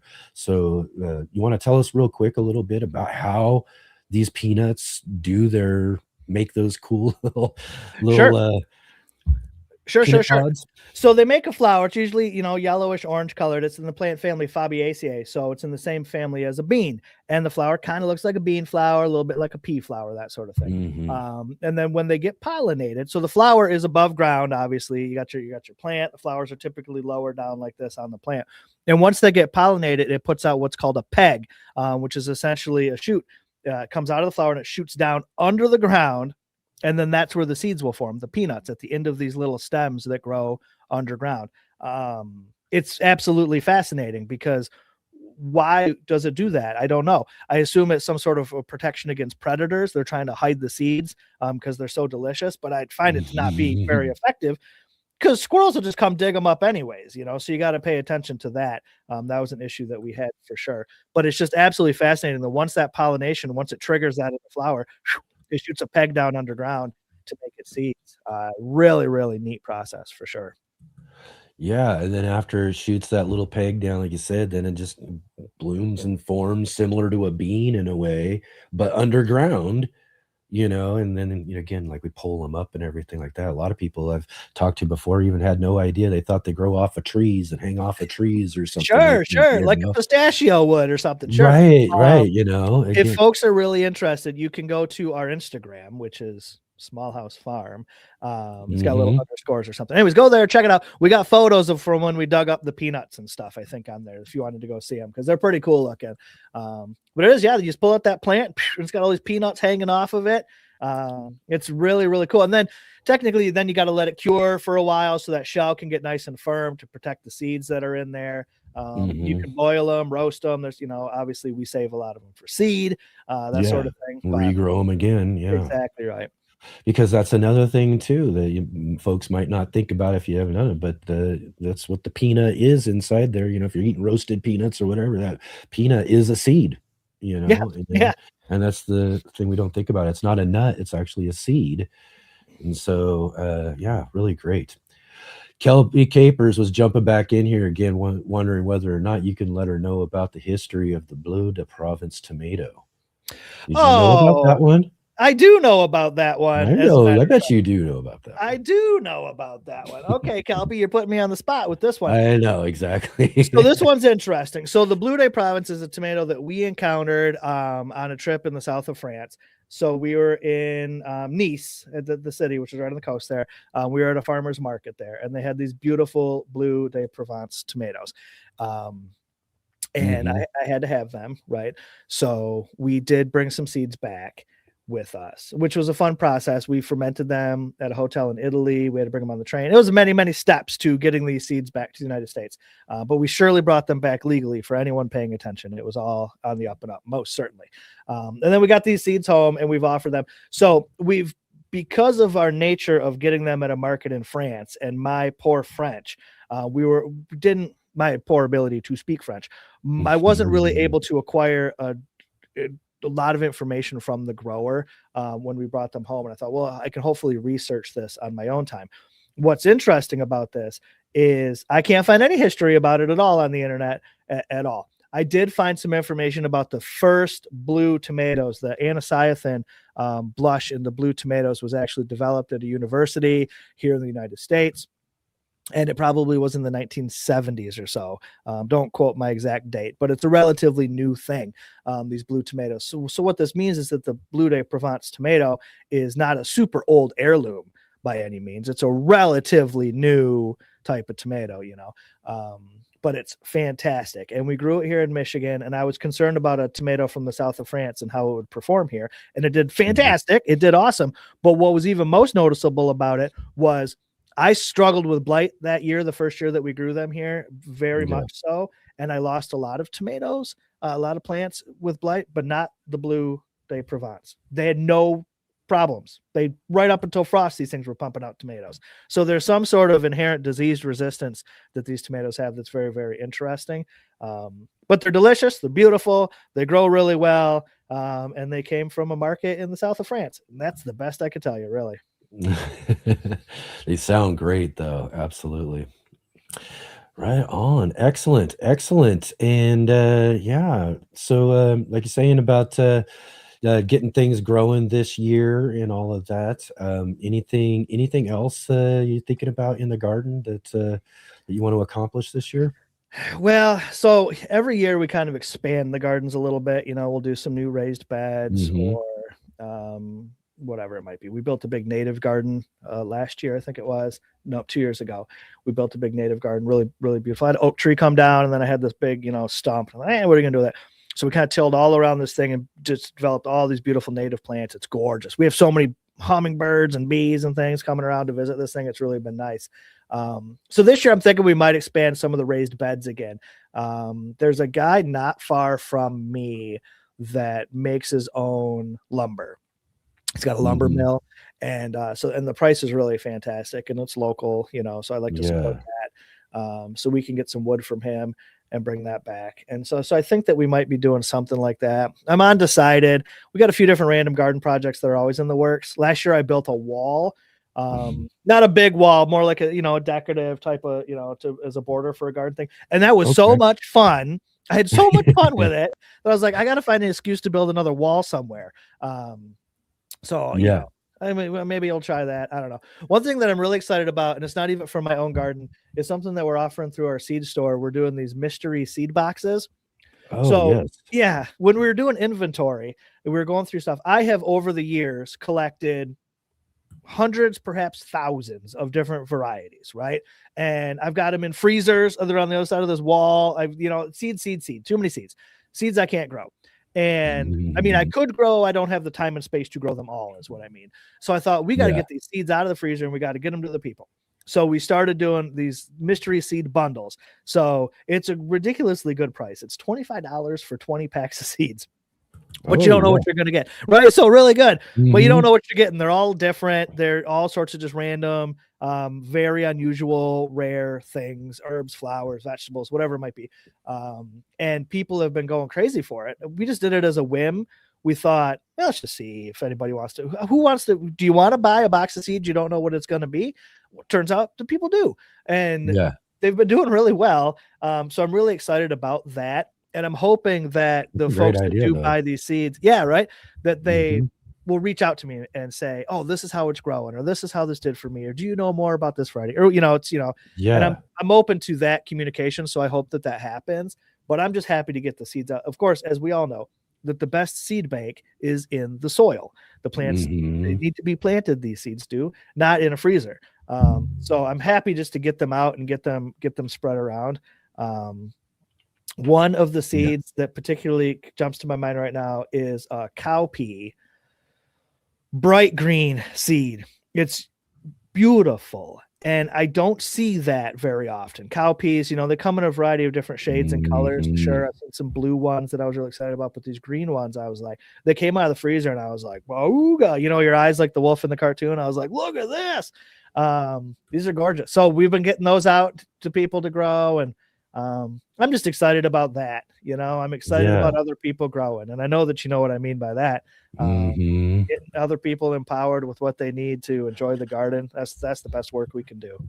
Yeah, it's really great. And again, too, the work you do and put in and creating and saving different types of seeds and these seed stories and all of that sort of stuff is really great. So it's worthwhile, folks, if you are out there and you are thinking about it, to go check out what they have to offer over at Small House Farm as far as seeds that you're thinking about growing. Maybe get one of these mystery seed boxes from Bevin and grow some stuff and let them know how it grows. Again, too, it is kind of important, though, too, right? For smaller seed purveyors to be able to have that communication, to be able to know how things are growing and all of that, and to be able to make sure that the best quality stuff's getting out to people, and also kind of just how do they like it, right? Yeah, well, and some people they'll leave reviews or whatever on the website and tell us about their experience with the seeds. And I do appreciate that, because it's nice to hear how the seeds are doing for them, to make sure that they're getting quality stuff.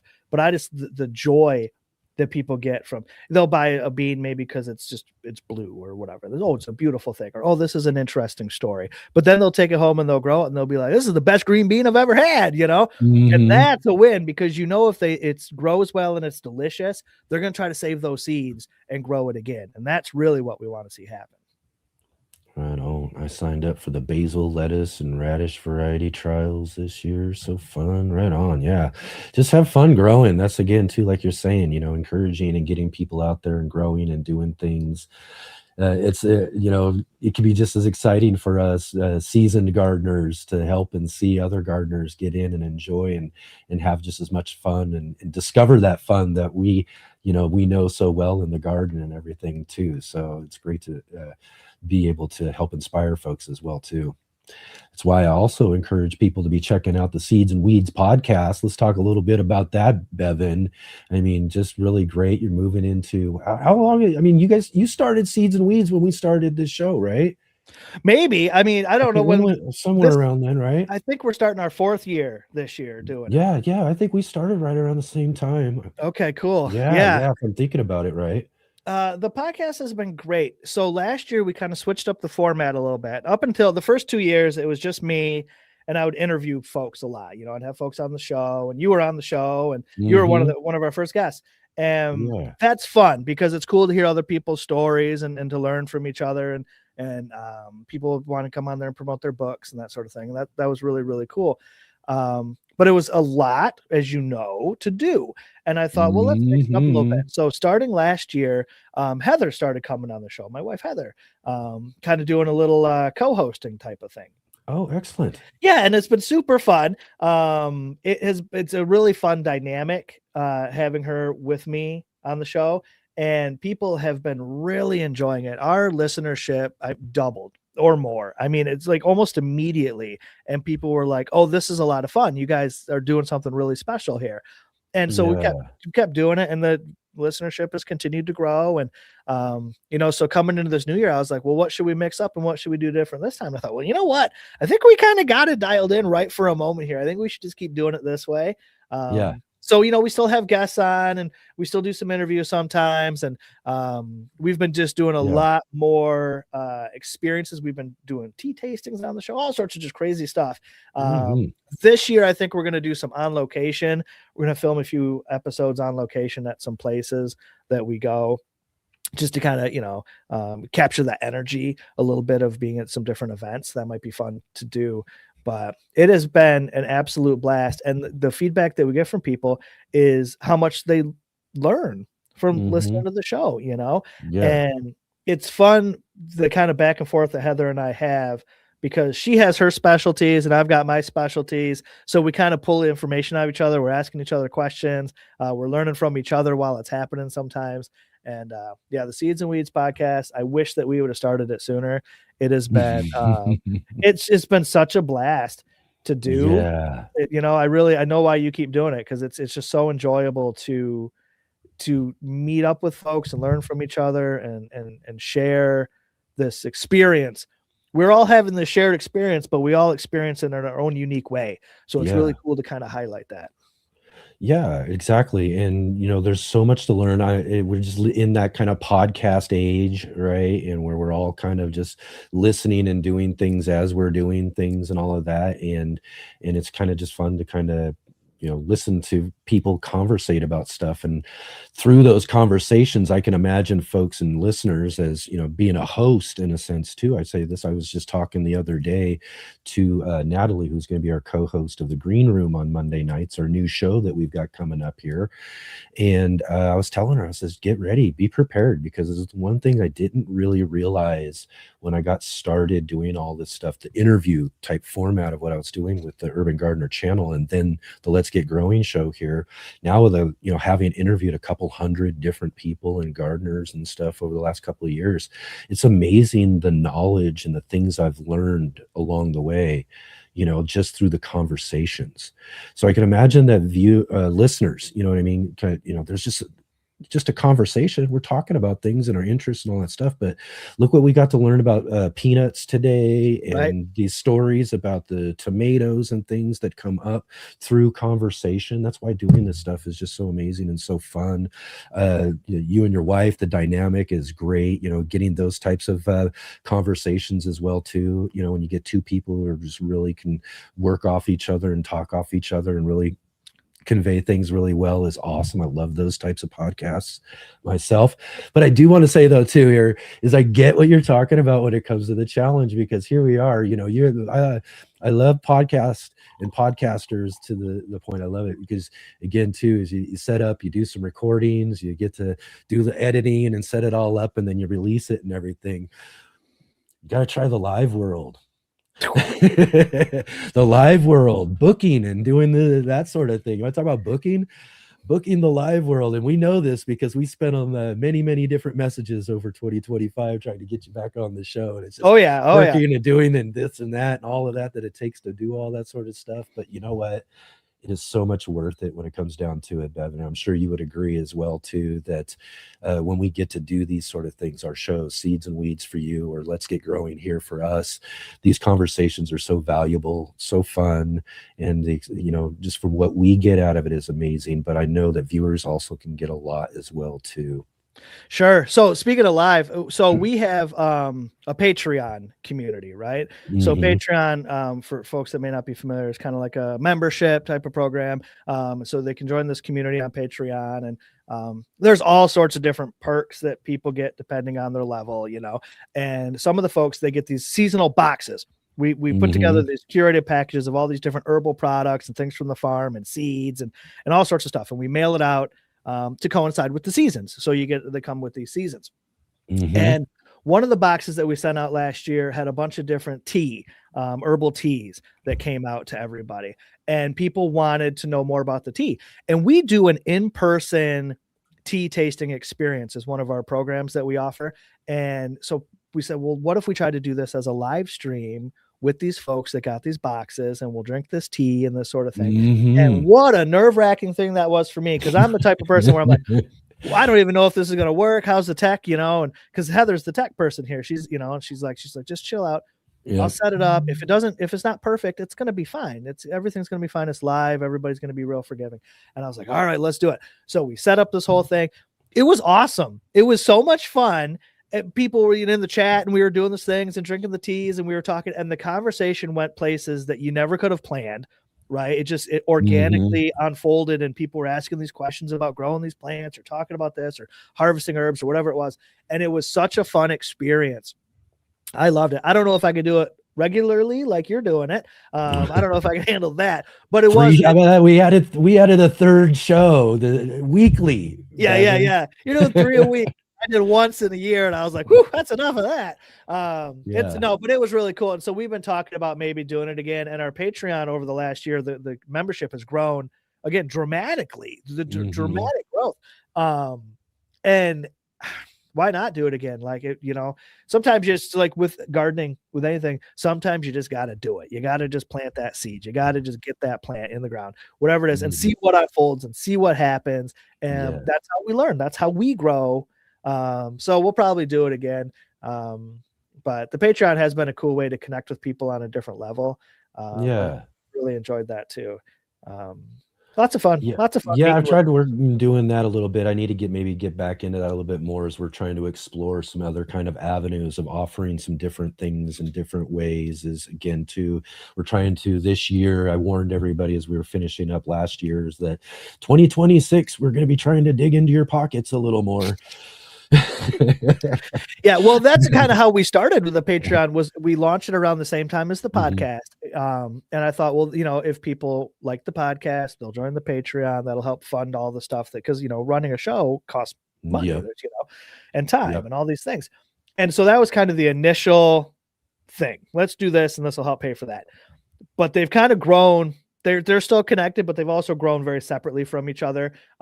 We have listeners from all over the world, right? We're actually, for some reason, very popular in Australia. Nice. Yeah, I don't know how that happens, but I always like to give them a shout out. Yeah, I got a few Australians in the crowd too. Oh, hey, everybody. Awesome. Yep. So it's funny. So when we do the solstices, I always like to mention how they're experiencing a different season right now. But the Patreon has grown to be its own whole community with all of this stuff, and we do monthly plant. It's plant of the month where we do these deep dives into these particular plants, and how to grow them and what to do with them and all these recipes and whatever it may be. It's just taken on a life of its own, something that, again, I never would have anticipated. I couldn't have planned for it. It just organically happens, Yeah. And thank goodness, just like with anything else, when I get out of the way, everything seems to go real smooth. You let nature take its course a little bit, right? Right. Sometimes you just kind of set something in motion and you got to just kind of get on and ride it, let it do. And that's kind of, again, similar thing here with this show, is again, you were venturing into seeds and weeds. I was getting this started, and I didn't know what to expect as we were getting going and moving forward with this idea. I was kind of, it was daunting, the idea of a weekly live show, trying to do guests and create real kind of gardening talk entertainment, if you will, something that's a little bit unique to the gardening world. You don't see people really doing these sort of projects and shows and things like that, at least in the gardening community, so I thought it'd be kind of fun to do something a little different. And it, like you said, it's taken on a life of its own. The reason why in season 2, the second year of the show, we had to add a Sunday show is because this first year was so successful, and we wanted to bring people back. But we also had all these people we wanted to bring on, and it was like, how do we find space and what do we do? And so we had to add the Sunday show. Well, guess what? It's taken on a life of its own. This has become a monster, and it's continued to, like, what are those things that grows new heads and does all that? That's kind of what the Let's Get Growing show's like right now, because again, it's having fun on its own success, growing on its own success, because people are so willing, like yourself, so awesome to share their stories and to come on here and to have great conversations with us. Get so lucky of it. We had to add a third Monday show just to make sure we could have more room to add and bring people back. Monday's really about bringing people back and other things though too, but it's like, wow, I would have never imagined, getting started. I admire it, man. I mean, I know it's an incredible amount of work that you guys are doing, and it's awesome. It's super cool.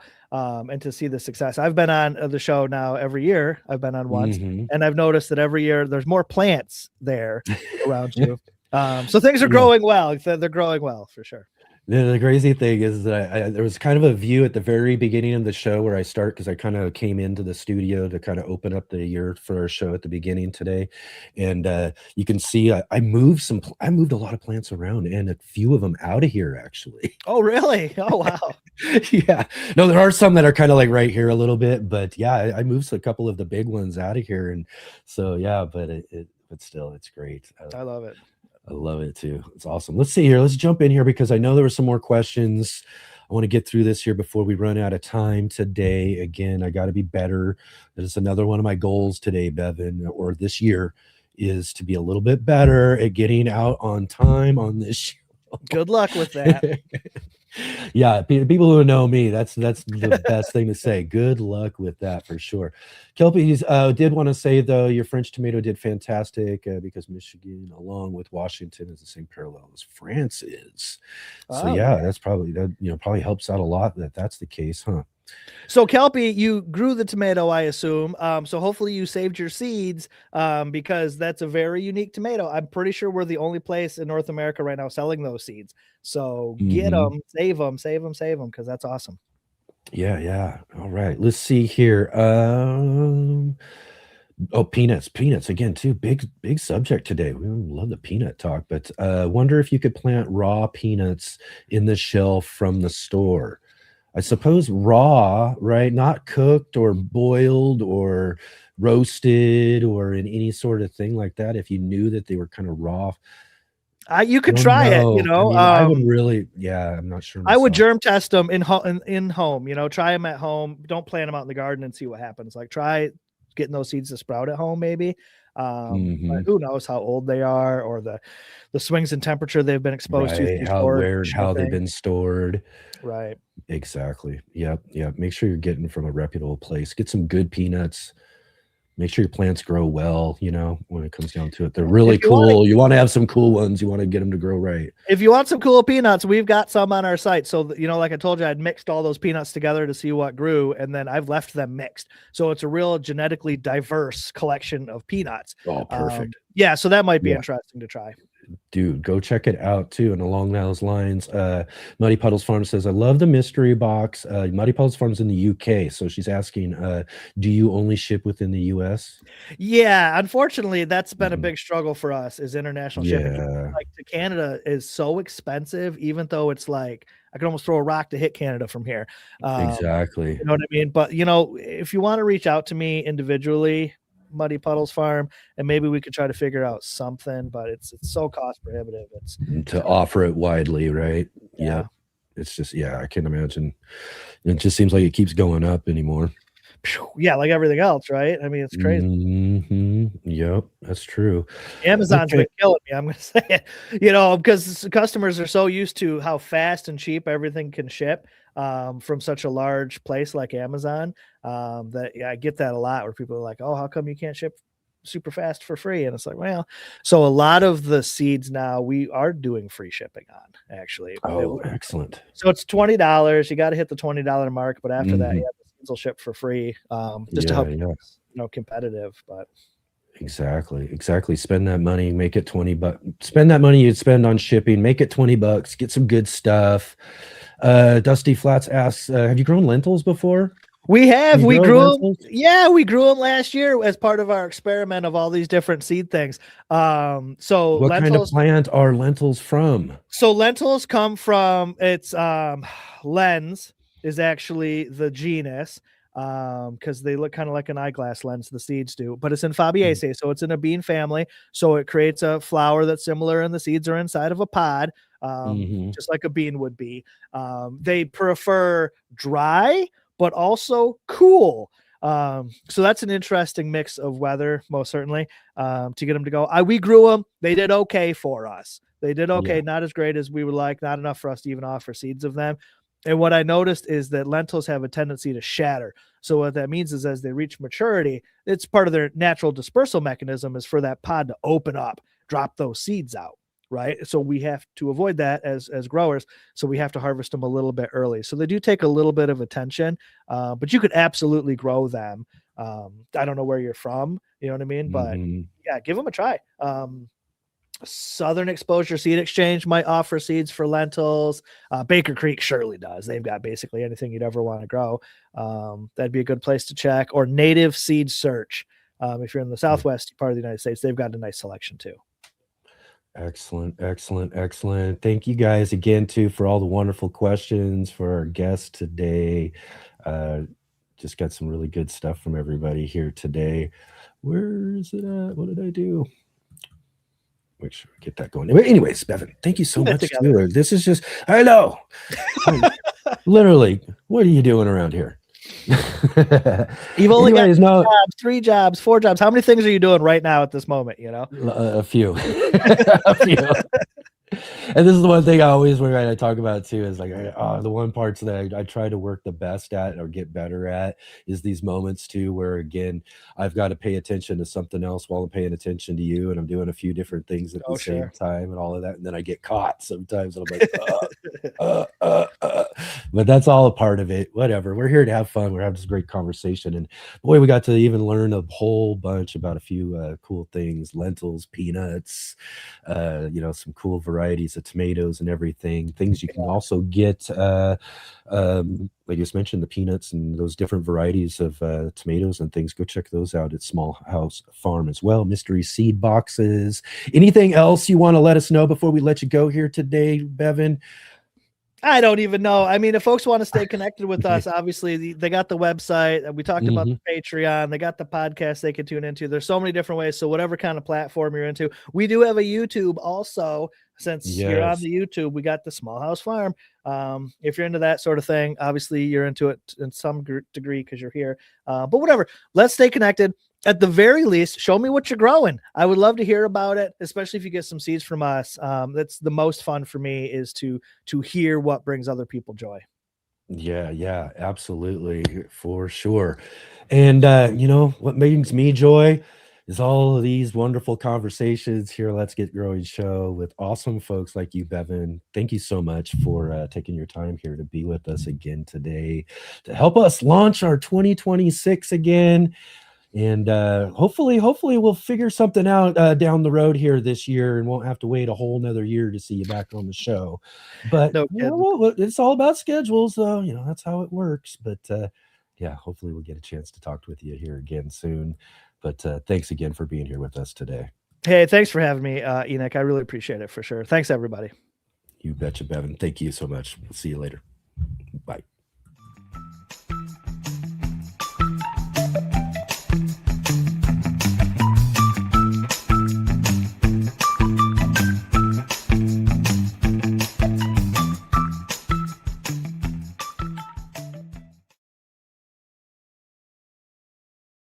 Okay, here we are.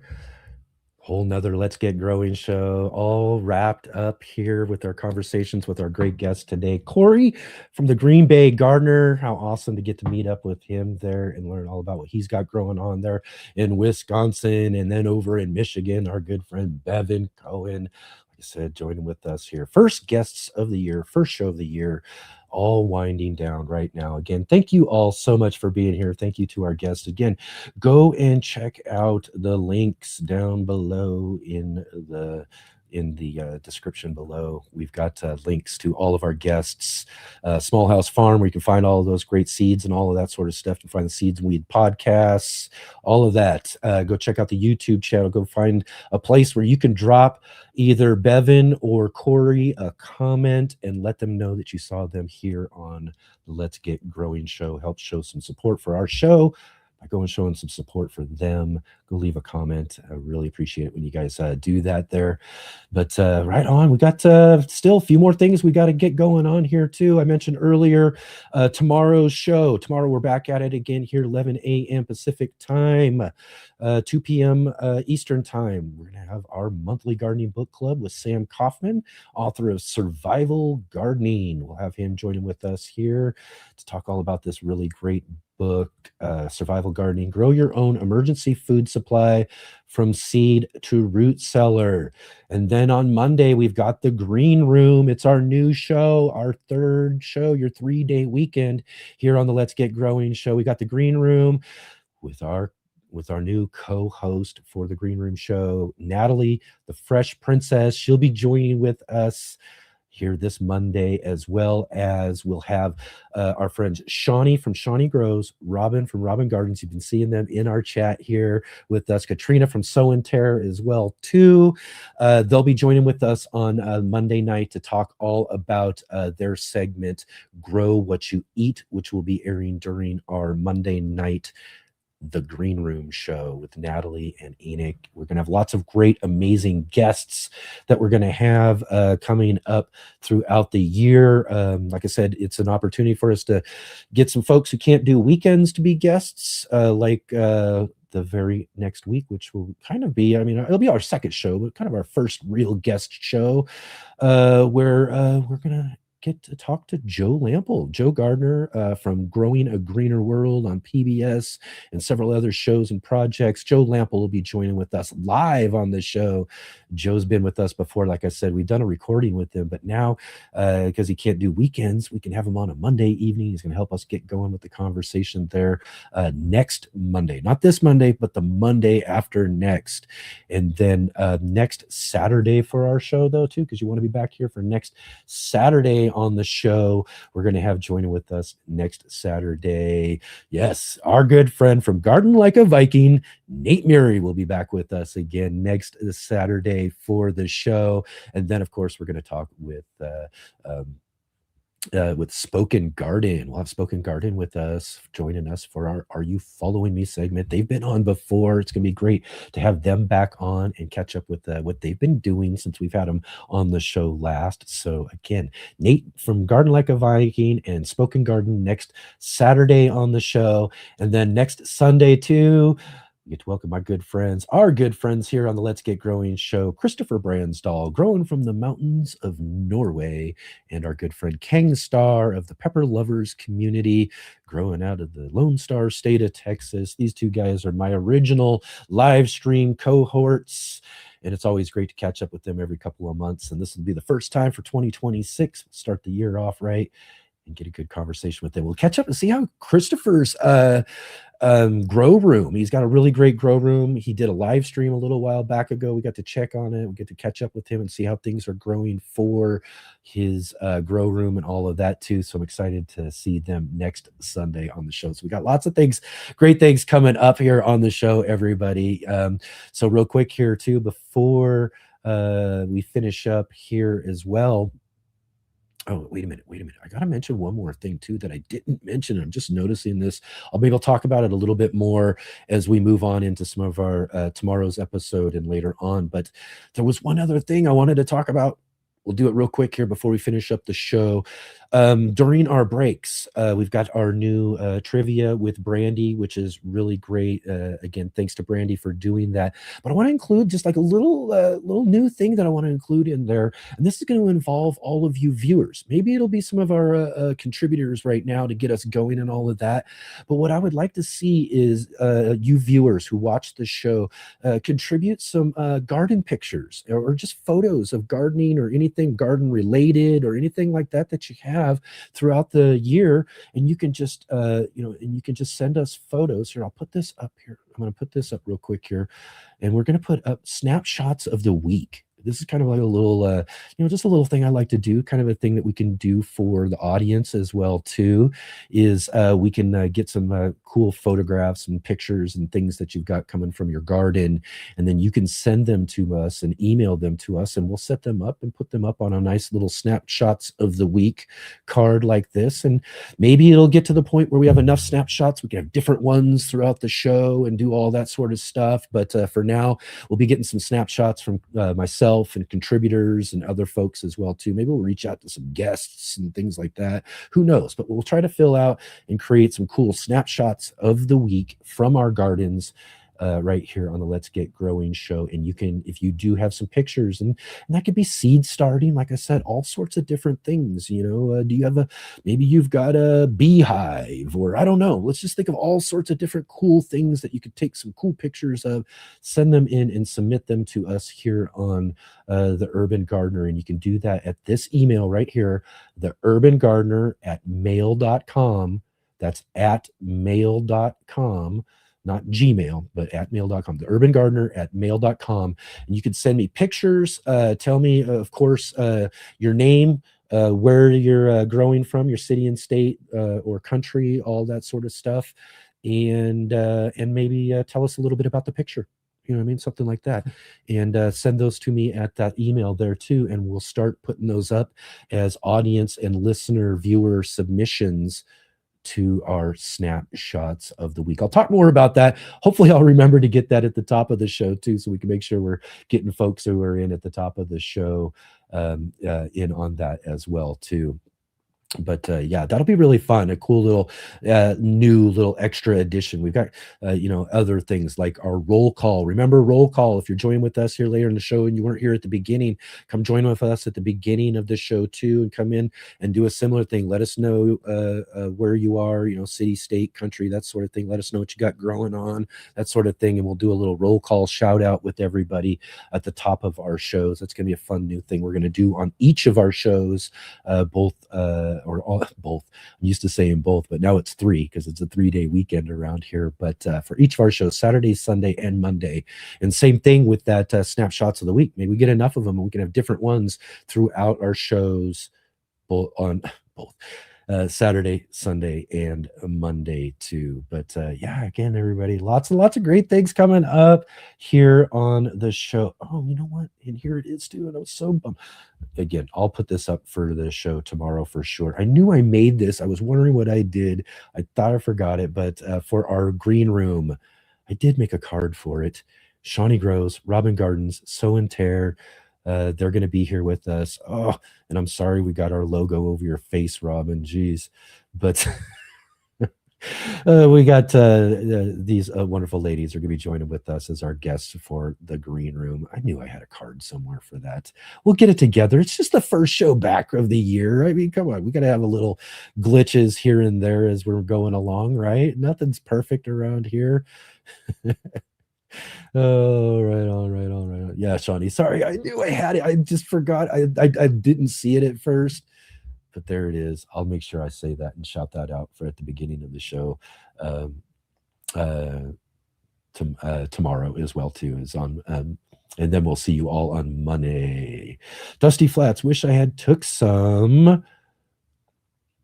Is that photos?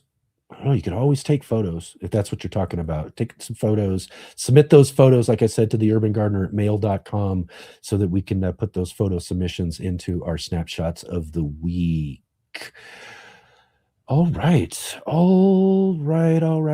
Real quick here as we're getting ready to wind down, everybody. Thank you again for joining with us here today. It's been so fun hanging out with you. I look forward to all that we've got growing on here in 2026. And if you can, before we finish up the show here, let's go ahead and hit that thumbs up. Let's click the like button. Let's hit that subscribe button if you haven't subscribed yet as well. Hit the bell notification to be notified of all the upcoming live stream shows that we've got coming up. Lots of great guests, lots more happening here on your 3-day weekend. Share it with all your friends. Let them know about your 3-day gardening talk weekend here on the Let's Get Growing show, starting every Saturday and Sunday at 11 a.m. Pacific time, 2 p.m. Eastern. And now with our Green Room show, Monday evenings, 5 p.m. Pacific, 8 p.m. Eastern. And look forward to seeing all of you here for our Sunday and Monday show. And as I mentioned before, definitely follow all the links down below to our guests and go show them some love, give them a shout out. And also, real quick, too, as we're finishing up the show, I told you I'm going to hit on this. We'll be hitting on these things just a little bit more. But, we are going to be trying to work in ways throughout this year as we keep moving forward to look at ways to do some fundraising. And if you can, definitely drop in donations. We got links to some direct donations down below in the description there to Venmo, Cash App, and all of that as well too. And I appreciate anything you guys can contribute to the show so that we can look to do some more fun things right here as we keep moving forward and keep growing on here. And again, thank you, everybody. It's been wonderful to have you all here with us on the show. I've been having a great day here with you, and I look forward to seeing all of you as we get going here tomorrow. Like I said, book club time. We'll see our good friend Mark Rasheko Bear, Mr. NBC, will be with us. We've got Sam Kaufman, Survival Gardening, and I look forward to it. We'll see all of you then.